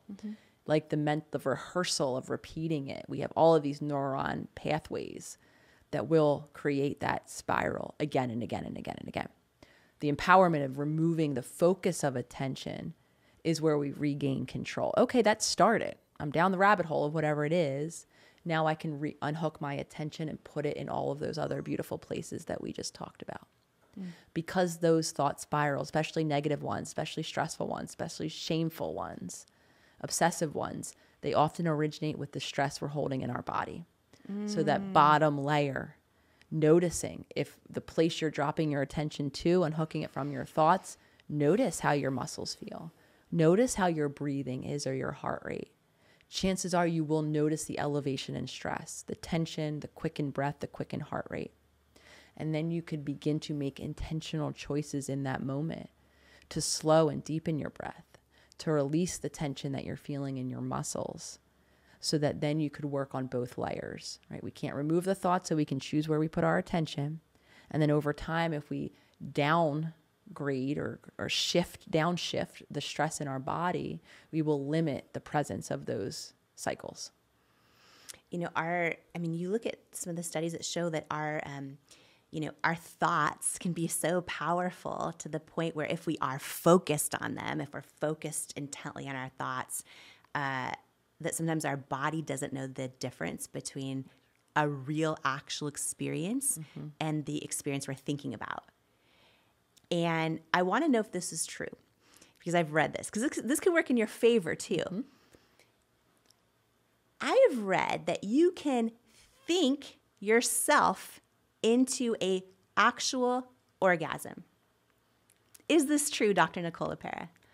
Thoughts can create reality, physiological reality, if you shift your physiology, if you believe your thoughts to be true.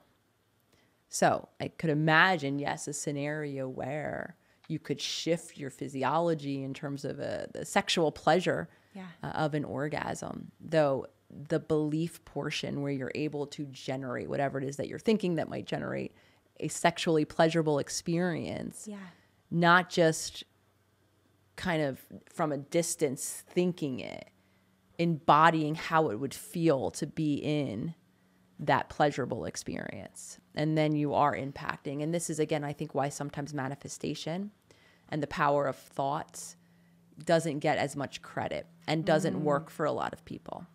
Because just mentally rehearsing something that you want for your future, but deeply not believing or making the choices to embody, right? That future and what you imagine you would feel like in that future, who you would have to be to obtain that reality or to be living that experience, then it will just remain thoughts that you practice in your mind. If you, though, envision a future that you want as if it's happening around you right now, where you'd open your eyes, including how you would feel in the experience of that reality, then we can change our physiological experience and, in my opinion, the external world around us. I think it's so powerful because if you can imagine and embody the feelings to the point where you physically have an orgasm just from your thoughts, I think it speaks to the power of how, for so many of us, we sit around thinking so many negative thoughts about ourselves, about our self-doubt, about our incompetencies, and then how is that manifesting into our whole lives when it's completely imagined or made up or just like what we're focusing on and embodying? And I think that for a lot of people, they think because they don't say things out loud, but they just think them about themselves, that maybe it's not, they don't realize how it could be impacting their own body, believing they're having shameful experiences or experiences of failure or rejection that have never even actually happened. They're just rehearsing them and embodying them in that sort of like negative self-talk. What's coming to mind here, and you say that, Jamie, is all of us had envisioned the worst case scenario as if it happened. Sometimes we think we're doing it in preparation for when it were to happen. And then we end up calling ourselves, right, unlucky, or nothing ever good happens, or only bad things happen. And for me, the mantra that my family would repeat in childhood directly through lived experience was, it's always something. So my mind would always anticipate into the unknown future that we all have in front of us, something being something stressful.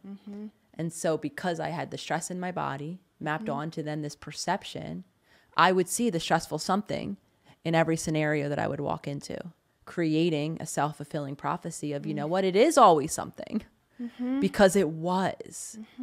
So we are not understanding, and this is why consciousness becomes so powerful. We don't understand how powerful we are.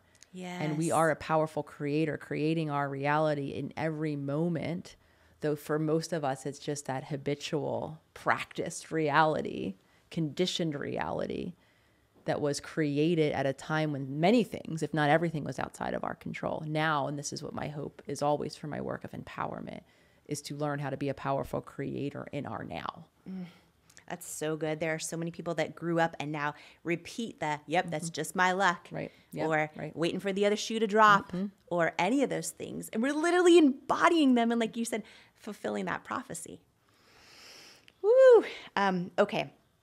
I want to ask you about how to be the love you seek, which we have been talking about pieces of through this whole conversation. I've been part of interviews for my books where I leave and I'm like, oh, I didn't even actually get to share exactly what it was and who it's for. And I want to ask you, #1 New York Times bestselling author, Dr. Nicole LePera, who is this book for? What will it do for us? I can answer this, but I'm going to let you answer this because you wrote it. Who is this book for? And how is How to Be the Love You Seek going to impact everyone who reads it? I think personally that this book is for each and every one of us. It begins foundationally with repairing the relationship that many of us need repair and reconnection around, which is the relationship with ourselves.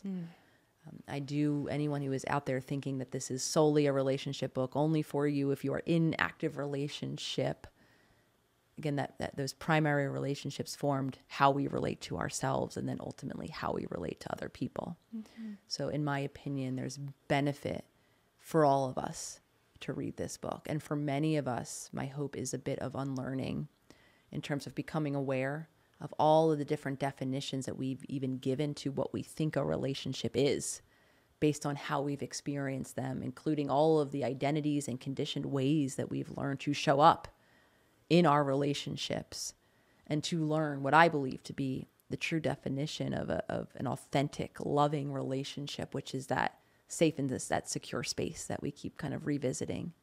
The ability to be a grounded, curious presence in someone else's life, whoever it is. I truly believe that we are wired to not only connect socially, though to want to be of service to others. It's why we feel compassion, which is the ability to see ourselves and understand the suffering in another's. And I think we do take that ability a step further, and we do want to help others in the world around us. I do think we all instinctually, this is why we join together, to be able to see us as a group of individuals all worthy of the same outcome, which is survival, right? At some time in some space, I believe we all inherently have that as part of our human experience. So my hope is that we learn a new version of relating that includes one of the themes to this entire conversation, and you beautifully talk about in your work, Jamie, is that authenticity, the ability to be worthy enough to be who we are.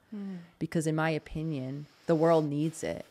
Our relationships need it. Our relationship with ourselves needs it. We talked about all of the ways and things that happen when you're out of alignment, including physical health issues, emotional health issues, reaction and conflict in communities and within relationships when we're not able to be who we are, to express who we are, and to honor the differences in other people. So my global, very lofty takeaway hope is not only empowerment, as all of my work I hope to be for everyone, helping us reconnect with, rediscover for many of us who we are, so that when we are relating to others, we're able to be ourselves my goal based in, I talk a lot about the science. I'm a scientist at heart. I love science, is the byproduct of that alignment and the ability to be in harmony or heart coherence, as I talk about in the book, in alignment between what my heart says, what I'm doing in the world around me, is quite literally going to change the world. It's going to shift the signals, as we were talking about, in terms of cancel culture and conflict and being at odds and threatened. The more grounded and safe and secure we are as individuals, the more we're going to send out signals of safety and the security that others need to be able to be themselves. So that as humanity, I do believe as a global species, we can learn how to rebuild relationships and communities that need the rebuilding that they do need, and come together in harmony and in connection. I think so many people just think they need to learn how to love others more, or but they don't think, oh wait, I need to also learn how to be the love that I seek, right? I think 40 years ago, Louise Hay had said, if you want to attract a certain partner, write out all the lists of things you want in that person, and then actually become that person yourself. And I think we are still in this moment in time where, after decades of people pleasing and learned conditioning belief systems, that people, especially a lot of women, still think the idea of even self-love, self-awareness or self-love is selfish, when really the amount you're able, the depth of connection and love you can have with another person really can't be deeper than the depth of love and connection you have with yourself.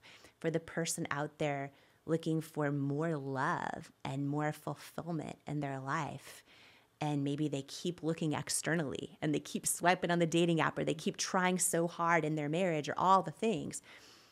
Can you just share once more, because I really want people to grasp this idea, that when you become the love you seek is how you get the love you seek? It's really that attraction point.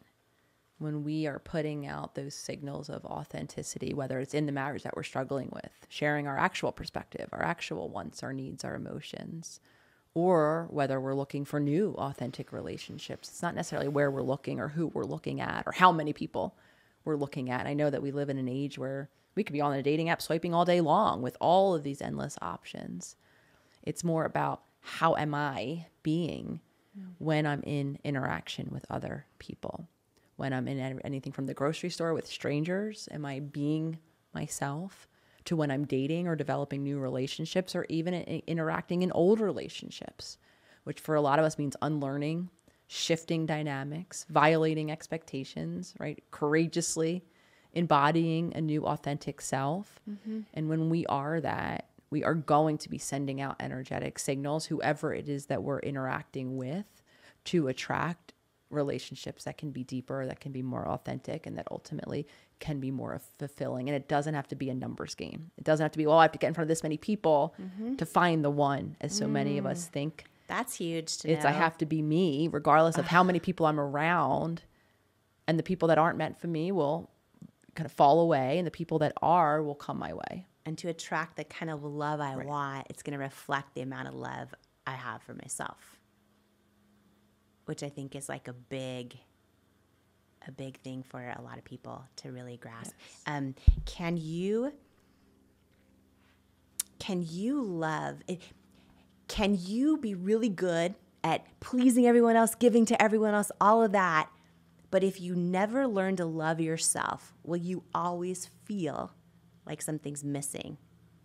And like, will you always, if you're really good at showing up, at making everyone else happy, at giving of all the things, of trying to meet everyone else's needs, but you never learn to love yourself deep down inside, will you always feel like something's missing and never quite feel that sense of fulfillment and wholeness in life?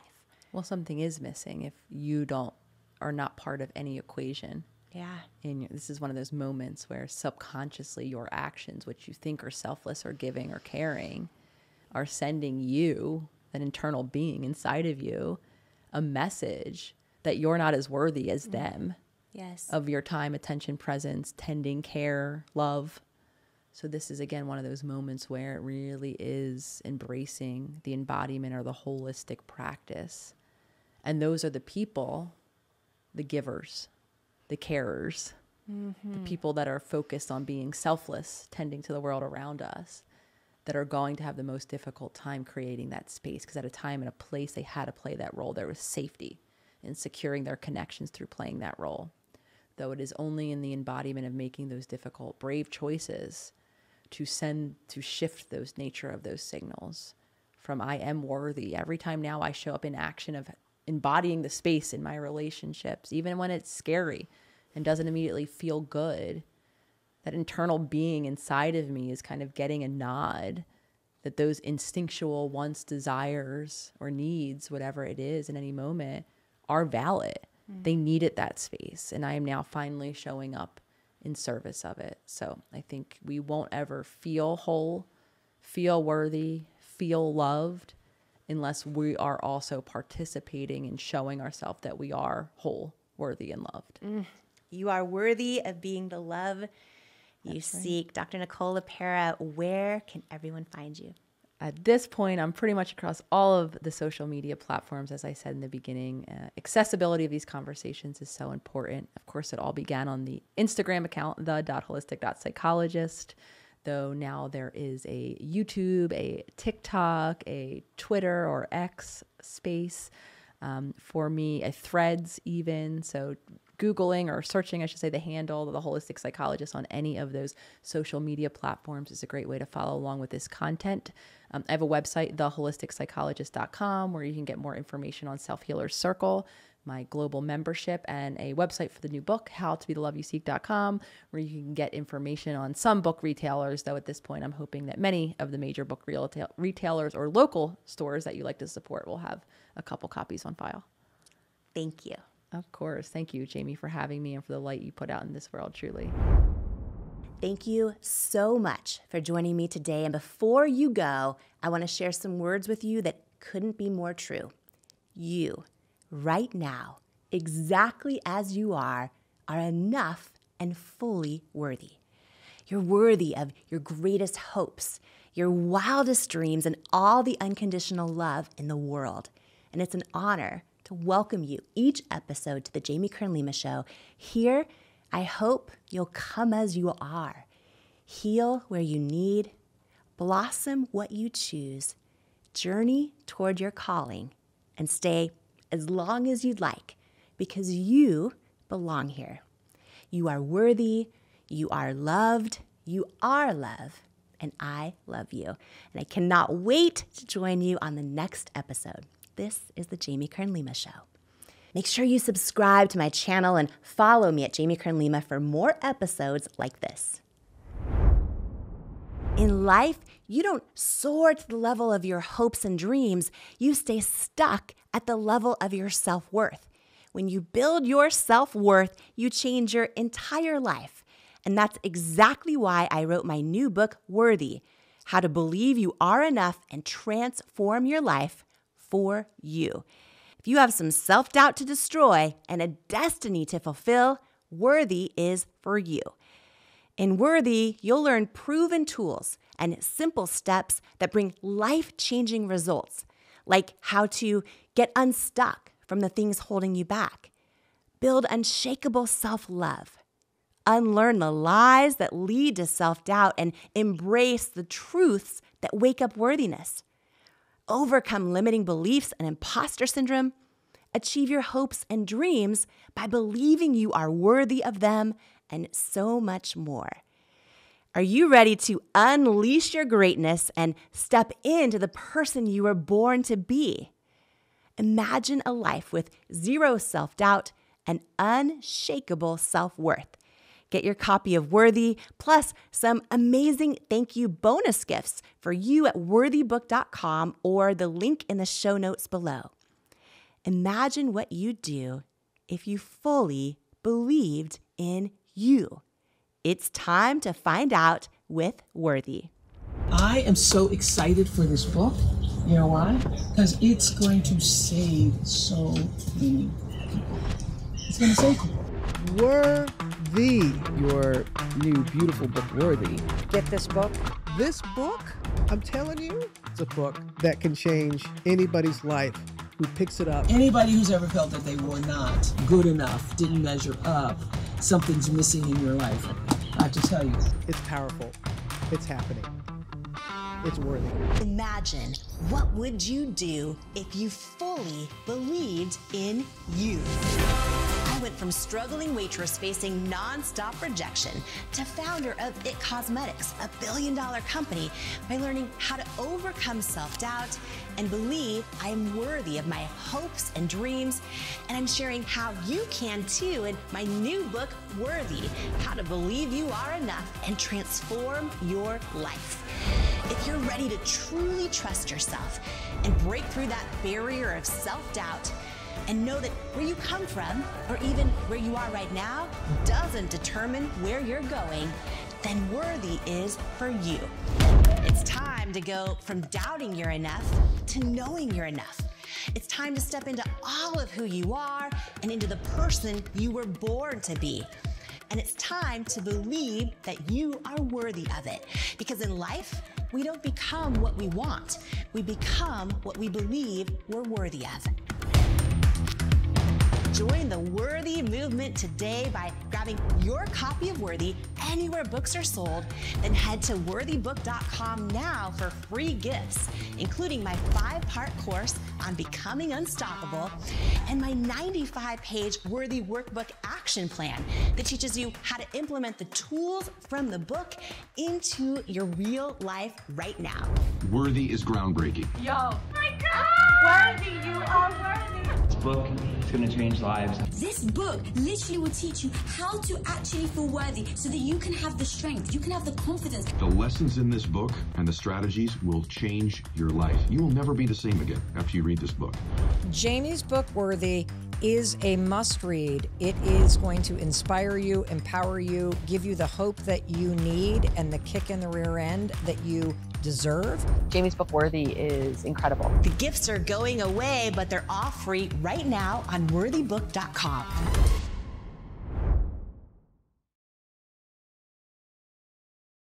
If this episode impacted you and you want more, click here.